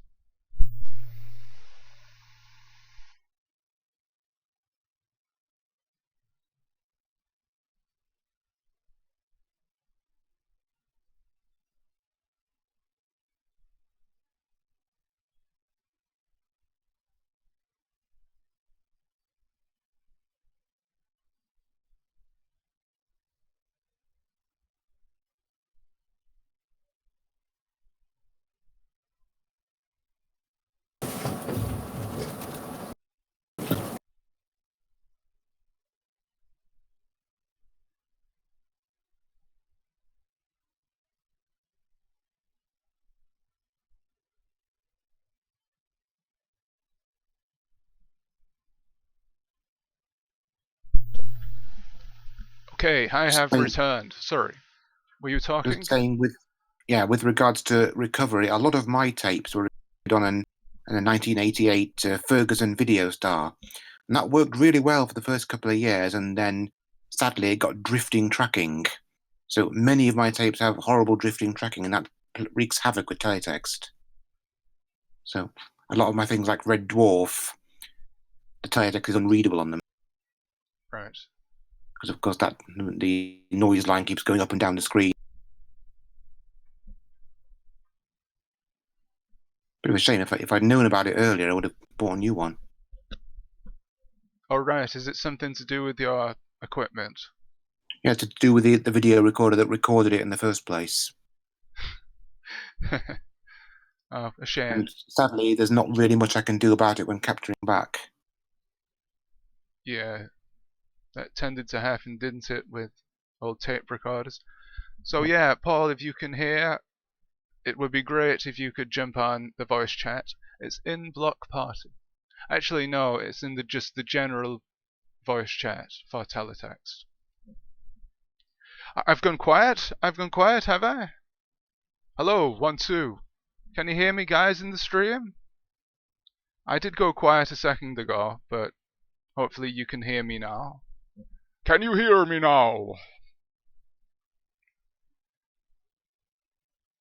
Right. I can hear you on Well, the I can disc. hear you. I'm not sure about the stream. Yep, all fine here. Superb. Right.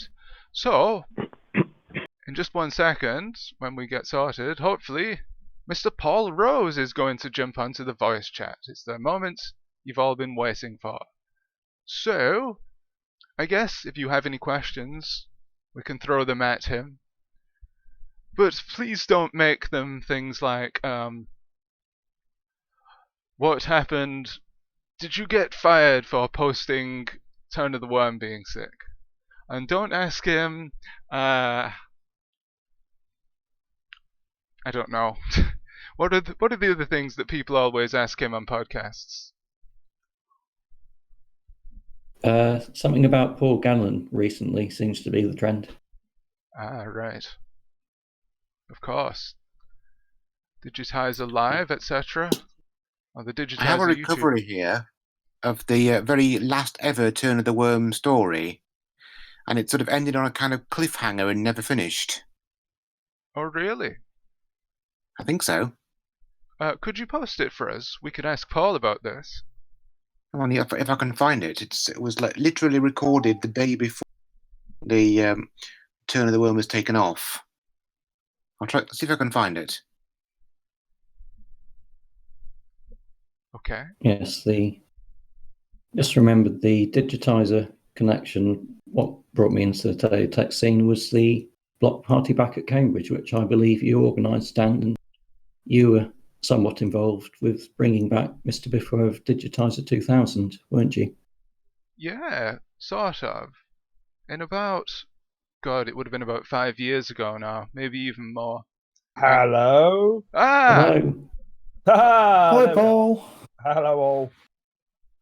Hello, Paul. Hello. Ladies and gentlemen, this is Paul Rose, Mr Biffo. How are you today? Oh, I didn't expect a round of applause. So how are you doing? I'm all right, thank you. I've got a bad back, but mustn't grumble.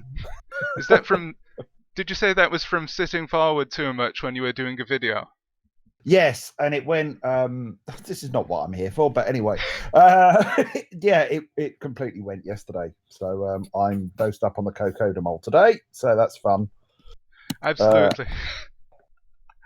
This is the drugged up edition of whatever this is. I was going to say the Teletext R podcast, but this isn't the Teletext R podcast. So, may I ask a question, Paul, to get us started? It was something that was brought up earlier in the voice chat on the stream, and it's with regards to copyrights. And I think we were saying that we believe that Teletext themselves, or the current state of Teletext Limited, DMG Media, still actually own all the old Teletext pages, but they can't actually own the ideas that you've created. Is that true? I don't know. In all honesty, I think it's a bit of a grey area. I suspect they don't care one way or another, really, apart from Bamboozle, which seems to be the one thing that everyone, kind of remembers fondly. In terms of Digitiser, I mean, I've trademarked it now after 2 attempts to try and buy the rights to it off them, and never got any kind of response back, which led me to believe that they're not really bothered about anything to do with teletext anymore. So, I mean, yeah, I think our contracts said that anything created for them was theirs, as far as I know. But it's one of these sort of grey areas where I don't think they wouldn't probably fight for it. I mean, what would they do with something like Digitiser or I don't know any of the sections? After Dark, they're not about to launch an After Dark magazine or TV show. Yeah, I was going to say they could do a Bamboozle feature film. Yeah, well, Bamboozle, I think, is potentially the only property that was probably created, other than maybe Digitiser, that they could do something with and people would remember it well enough. But so much of teletext was tied up to the medium itself. I think that is half of, well, probably 90% of the nostalgia. So it wasn't so much the ideas they care about one way or another, without the actual medium, which short of you guys keeping it alive, there isn't really, a lot of commercial anymore. So, I don't know. I don't think they care. I think it's just something they're happy from their perspective to stick in a drawer and allow to gather dust. Yeah, I guess they So, would. Paul, Oh, go on. sorry, Paul, I've just got a very quick question. I've seen on some of the After Dark things on the teletext, in the early days, they had a cartoon called Turn of the Screw. Ah, yes. Was that anything to do with you? I did the artwork for it. They got in a guy who, I don't know who he was, but he claimed to have written for Viz. But when they did some digging, I mean, Viz seemed to sort of disown him. So I don't know if he'd done. This is what he was bought. Do you know what? This is really weird. I've just realised I had a dream last night about Teletext's first editor, John Holm. That's weird. How very odd.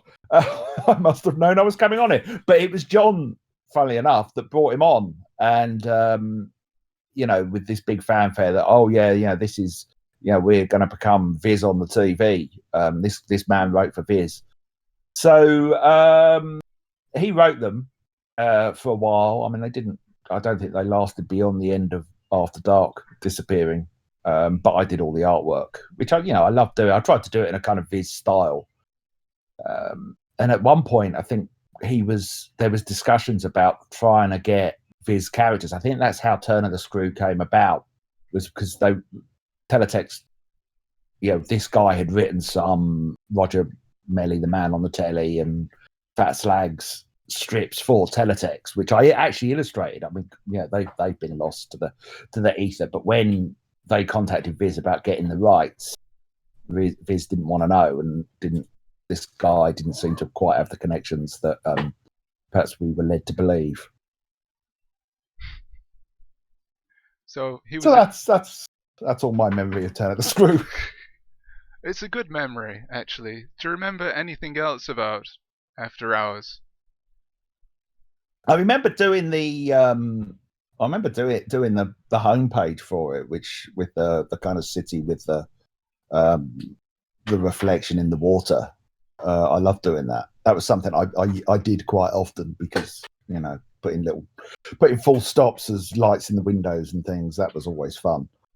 Beyond that, I mean, other than the reasons why it finally got cancelled, I didn't have a lot to do with it. Right. You mentioned, just moving on a little bit, you did mention there putting little dots in windows and things like that. Was that did that come to you in a moment of inspiration? Or did you see that somewhere else? Somebody else used it on teletext elsewhere, and you thought, I'll steal that and I'll use text mode characters to help with my graphics mode artwork? No, I can tell you exactly where I stole it from. It was a ZX Spectrum game called CDAB Attack, which is baddie spelled backwards. That was a first-person shooter, but the city itself was made up of tower blocks that were kind of rendered with full stops, effectively, and text characters. So that was the inspiration. It was easier to do on the Spectrum, to be honest, because you didn't have the character instruction blocks. But yeah, I think that was probably it. I mean, there are lots of Spectrum games that used ampersands and @ symbols and the like for in lieu of graphics in places. Right.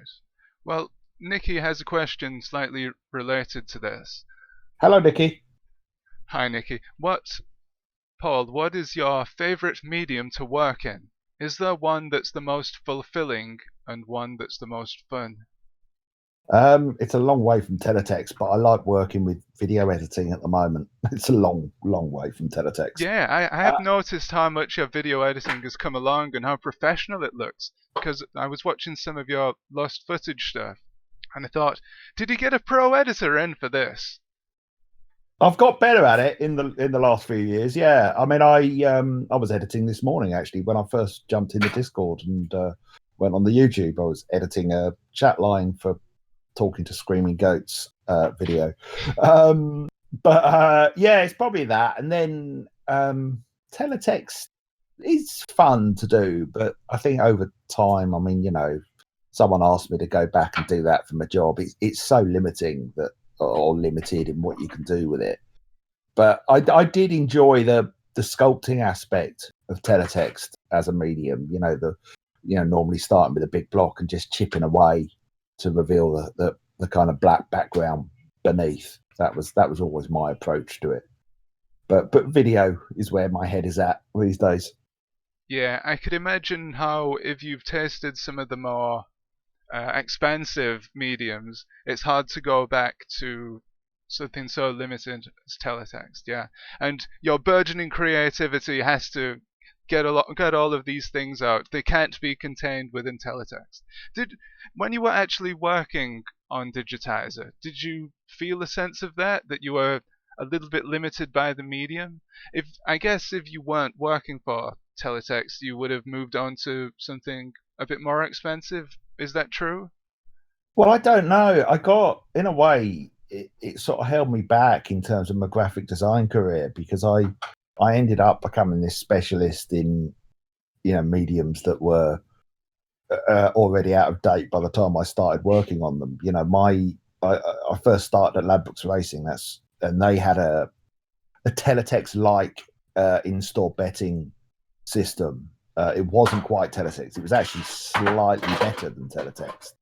But then after I had worked on that for a couple of years, then I moved over to their Oracle pages. And then I moved on to the Wembley Stadium scoreboard, which is teletext like again, except you're dealing literally with light bulbs rather than pixels. But I think limitations can be a good thing if you've got unlimited budget. I don't know. It helps to focus you having limitations, and I think Digitiser wouldn't have been what it was if we didn't have 60 words per page and graphics that were compared to high end computer graphics that if they weren't a bit pony. So it kind of helps to have limited tools in the box and see what you can do with it, really. I think a lot of the time, and doing the found footage stuff at the moment, it helps in a way that I don't have a lot of money, and so I'm having to get creative with what I can gather relatively cheaply.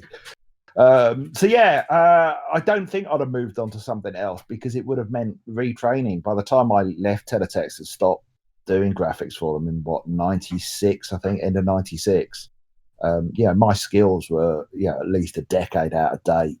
I never trained as a graphic designer as such. I just ended up somehow with a job working in teletext graphics. So hence I took a turn into writing. Right.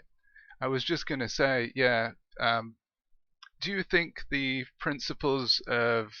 general principles of design that you learned on teletext and making teletext pages, do you think that those principles could be taken, sort of transferable skills, if you will, and put into your other endeavours, I suppose? Well, they were transferable when I went to Wembley Stadium. That was, having kind of worked out how to create an image with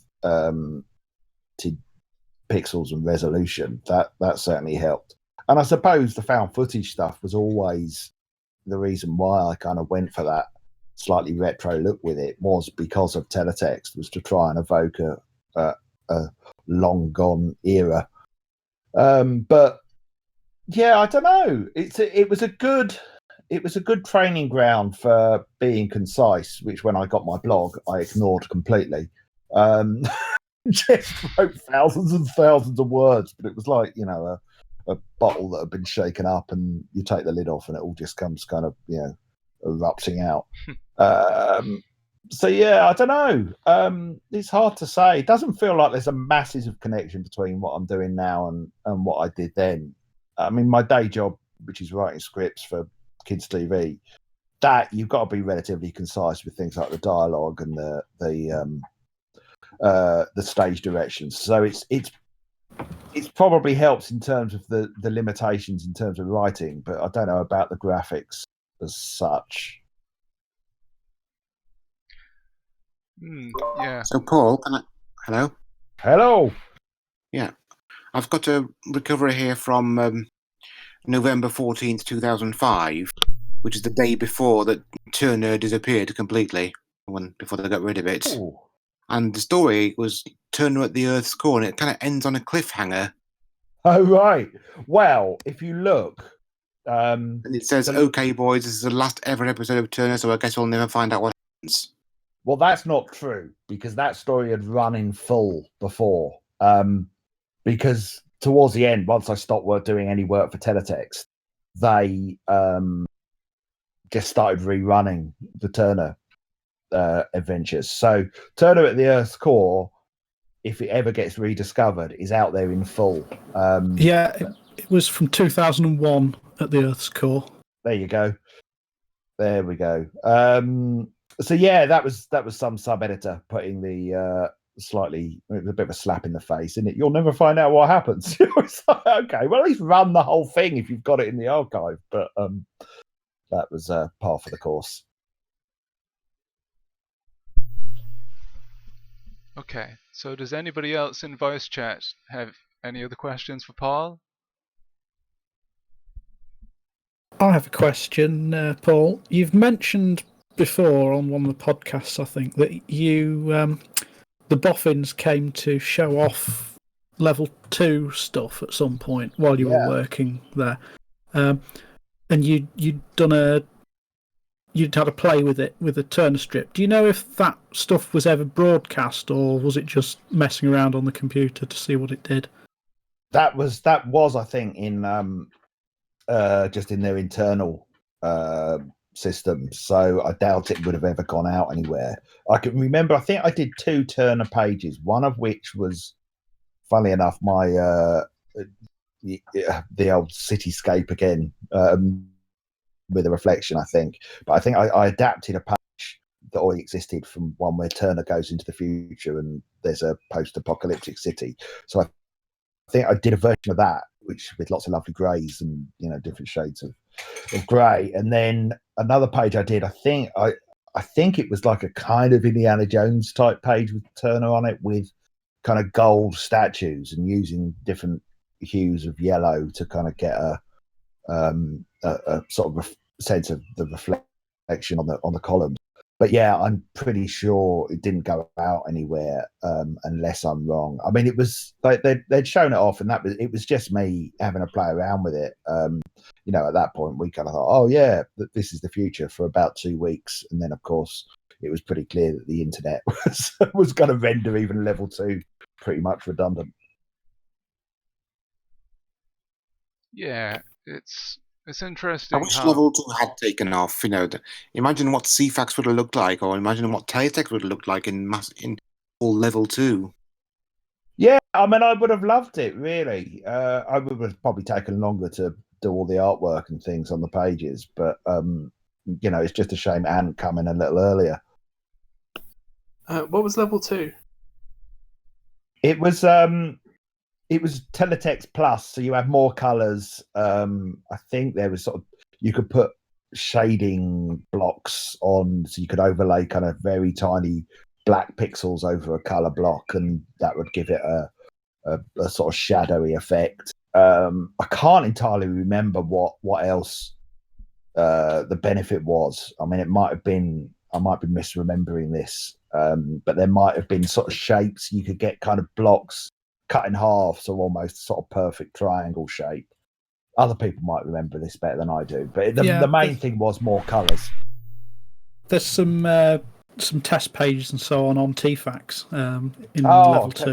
So yeah, I'll find the link. Is there an emulator that's still around now that we could try that with?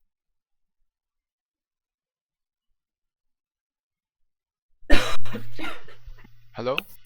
Is there like an emulator around that we could try that with? Something that basically emulates level 2? Yes, ZXGuess says ZXNet Editor supports level 2. Ooh. Actually, it doesn't. It supports 2.5, which is not quite the same.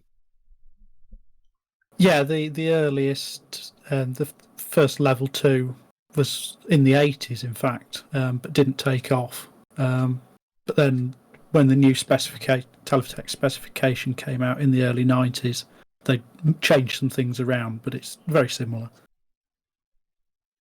Well, 2.5 sounds 50% better than level 2. Yeah. Paul, I've got a question.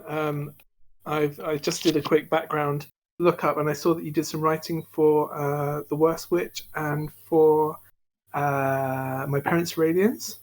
Yeah. How much were you involved in that? Well, Worst Witch, technically, I did what was called the new Worst Witch. So it was a kind of follow-up series that kind of came quite a few years after the original Worst Witch. I think there's another new version of Worst Witch now on CBBC or one of the channels. Yes, the new Worst Witch. So a couple of eps of that, I think there is, but my parents are aliens. I came on board on series 4 of that, and I wrote, I think, 14 episodes, including the final one. I worked on that for about 7 years. Loved it. That was possibly still my favourite kids show that I've worked on. Yeah, I'm friends with them on Facebook. Tony Gardner and Carla, the mum and dad, those two particularly. I did. We went out for drinks and things, and yeah, I knew them well back in those days. I mean, we don't have a lot to do with each other, other than commenting occasionally on Facebook posts and things. But yeah, they were all quite accessible because they've been doing it for so long. At that point, that show, more than any other I've worked on, was like a kind of big family in terms of the cast and the writers and everyone sort of being involved with one another.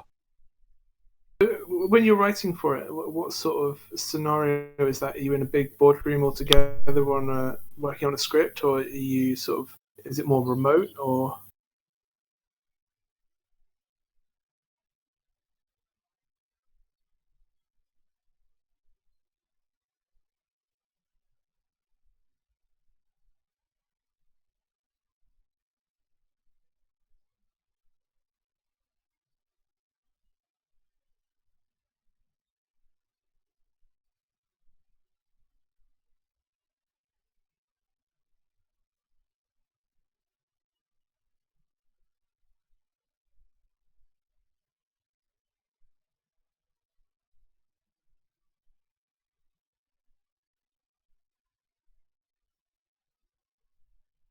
What would the pitch look like? Is that something like you go in and say, this is the beginning, the middle, and the end, and then you flood it out later?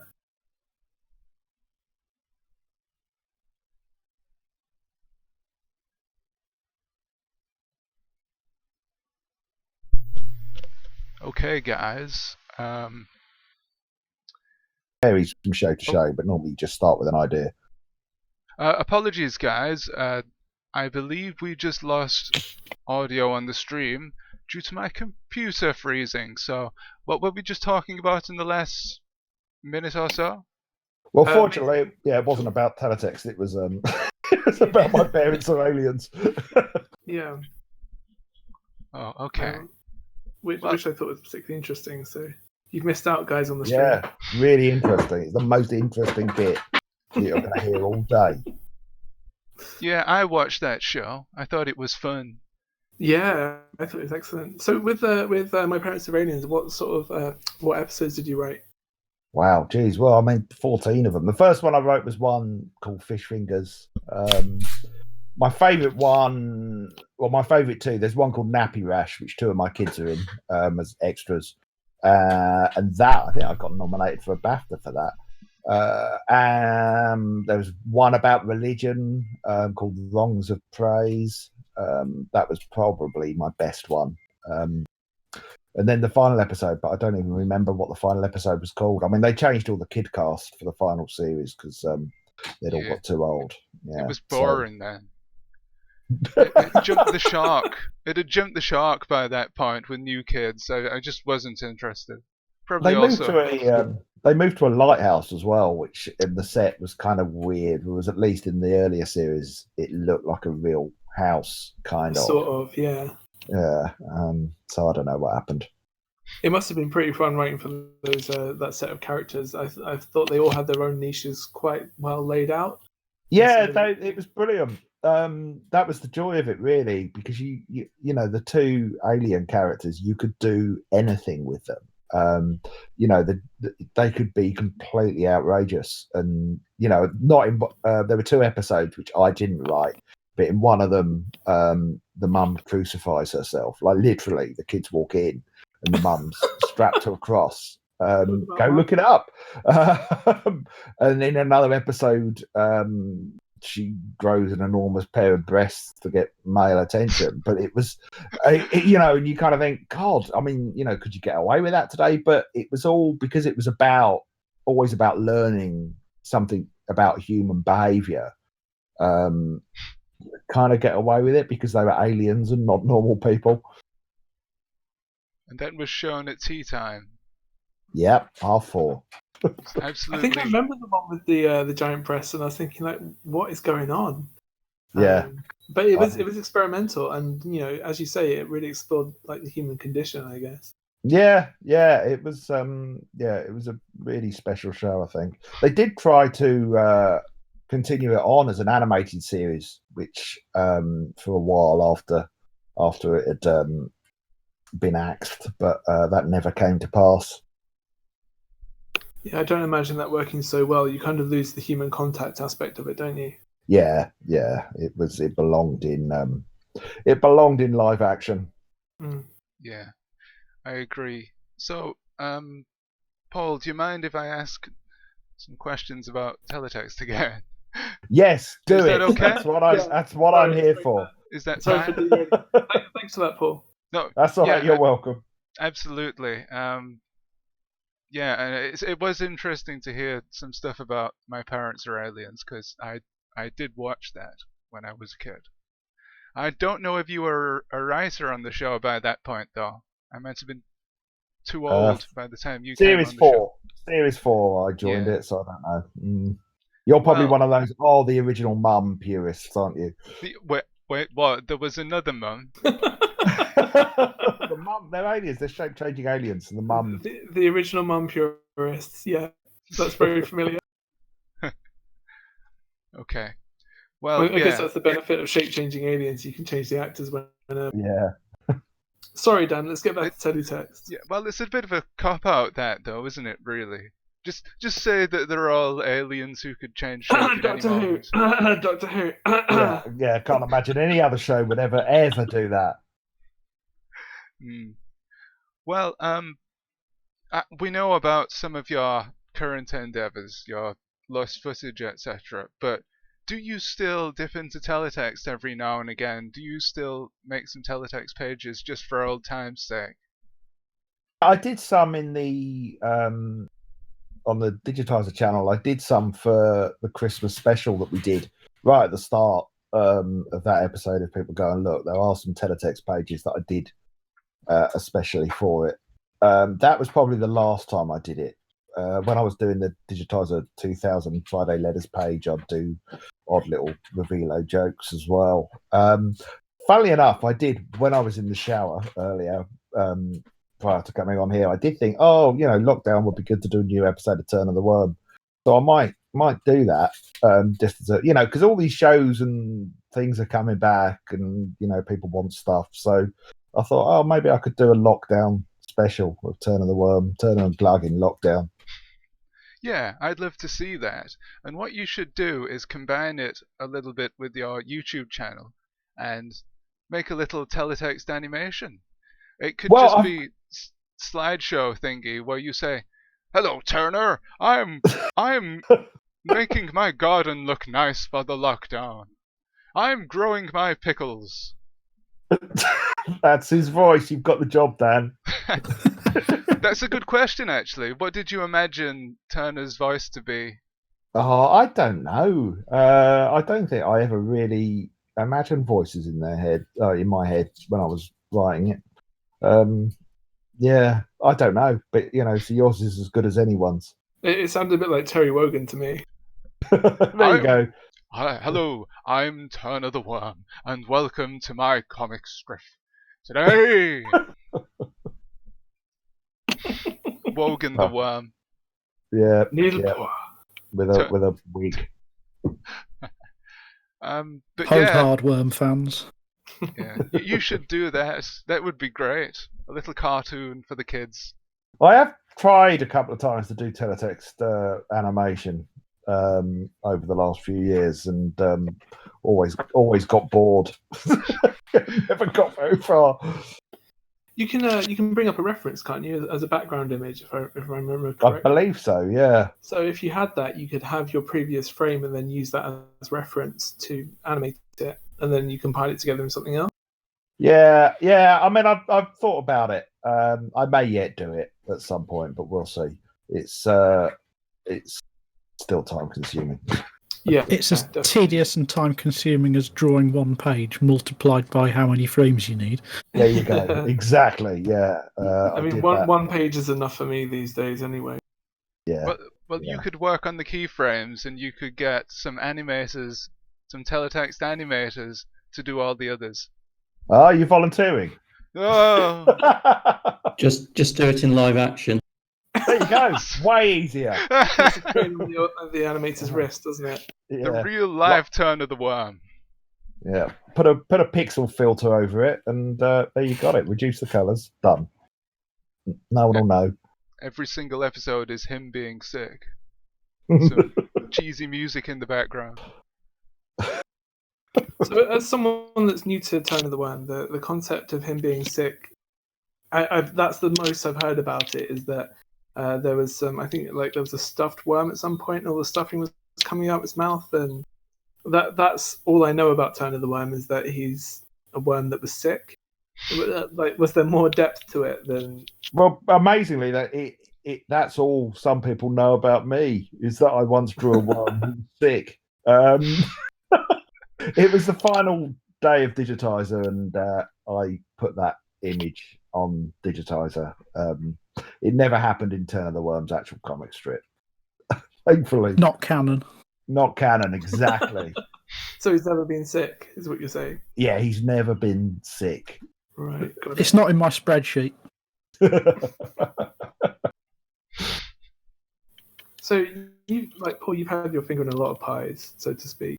Like Digitiser, and then you had do you have your online stuff with the like a quiz show?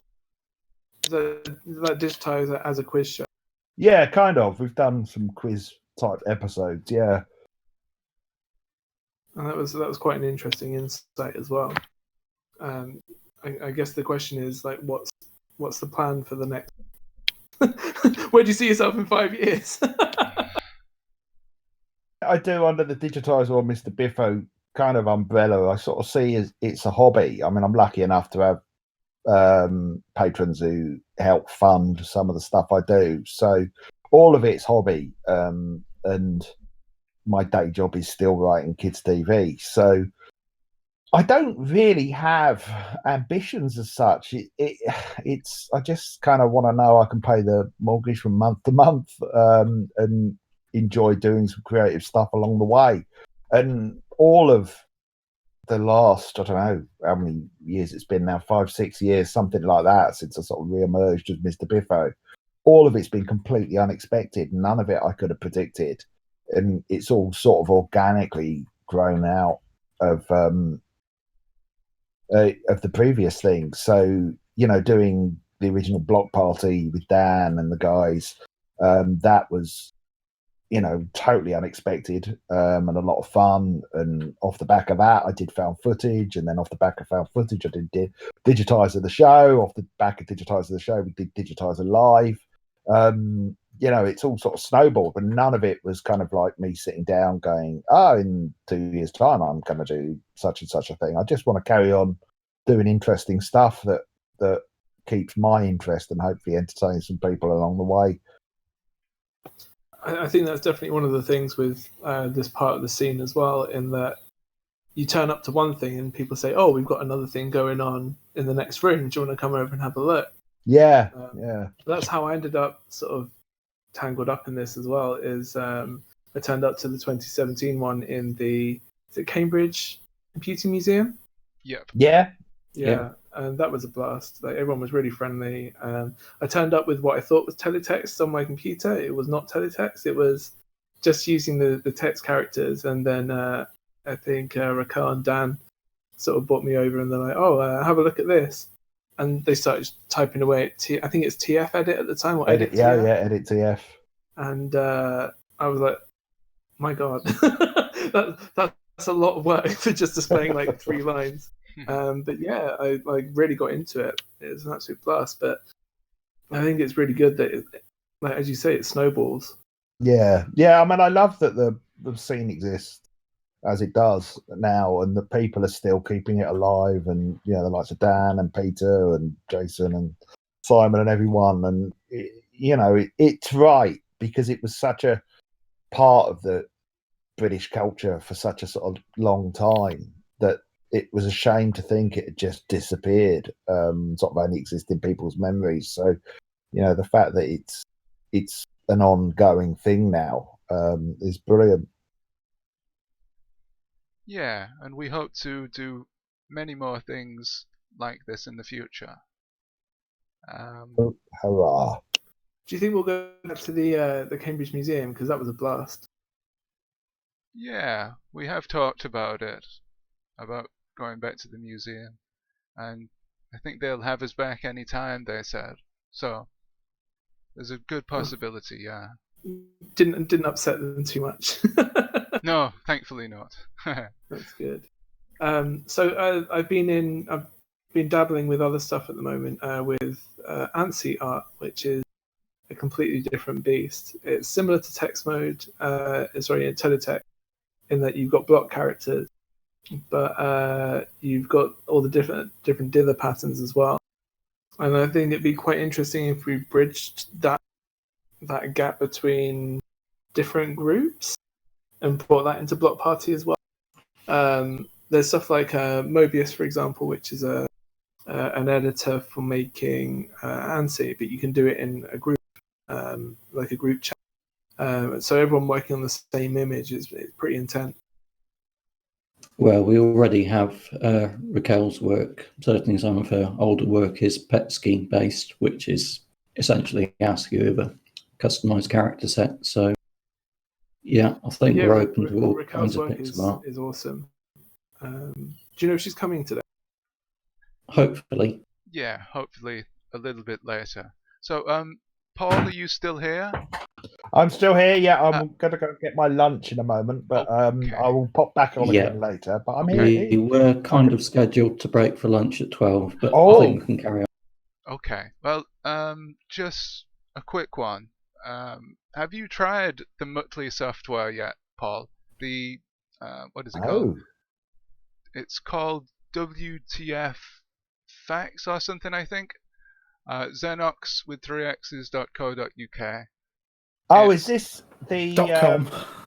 Is this where multiple people can edit a page at the same time? Yes, That you that's had right. on the other night. That was me writing poo, by the way, all over the page. Oh, really? Was it?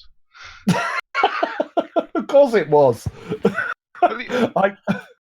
I did try to edit graphics, but for some reason the graphics weren't appearing properly on my screen. So all I could do was write stuff. So that's what I did, like a child. Well, and we all followed suit. I mean, the program had a bit of a breakdown. We pushed it to its limits with pickles and what have you, I think. Yeah, It was fun, though. but I can give it another go later and see if I can actually do some editing in there. Yeah, we're going to Properly. do some more of that later if you want to join in. Yeah, what time? What have you got a schedule? This evening, I think we're going to be back to do that. I think I've put on the page. I don't know if anyone's read it, so it isn't read. Nominally, we were going to have an afternoon session from 2 till 6. Okay, and I'll then try an and pop evening on there. session from 8. Okay. Cool.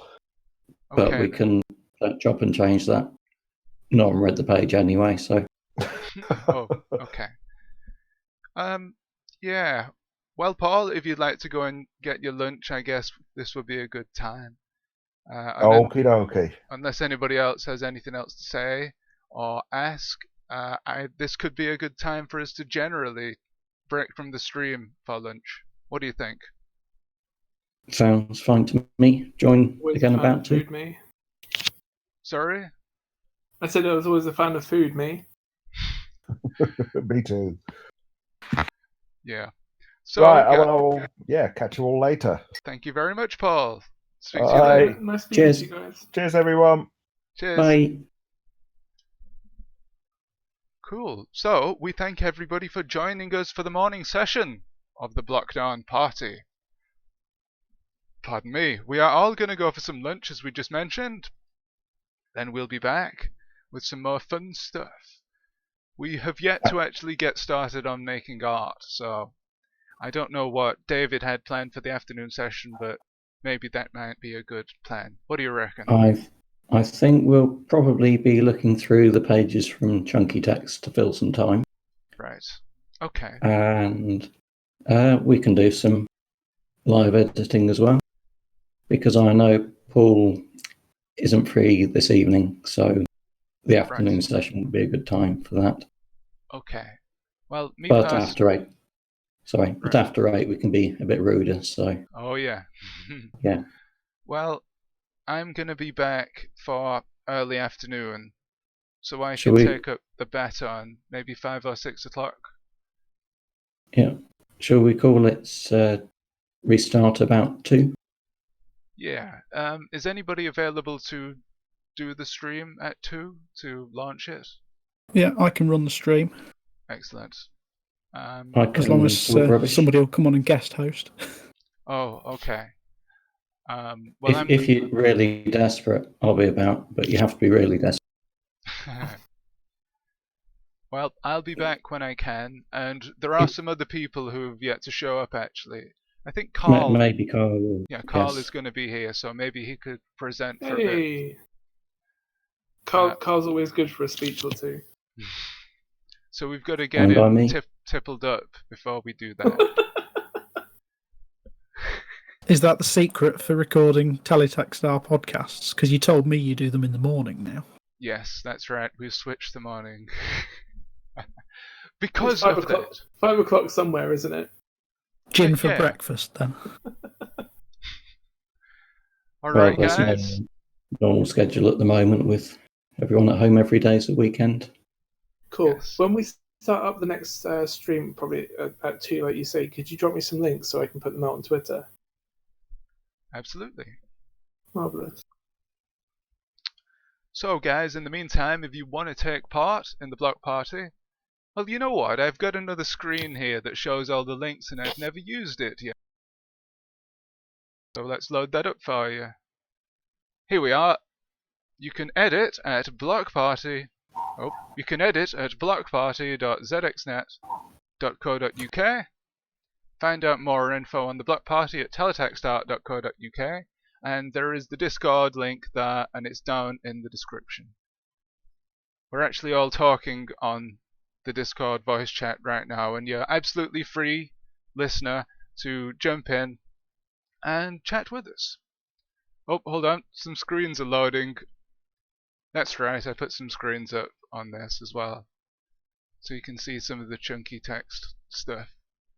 We've not actually had many Twitter comments, but probably we'll go over that in the afternoon session. So for now, sayonara. Sayonara. Bye. Bye. Bye. Oh, chunky text has gone orange.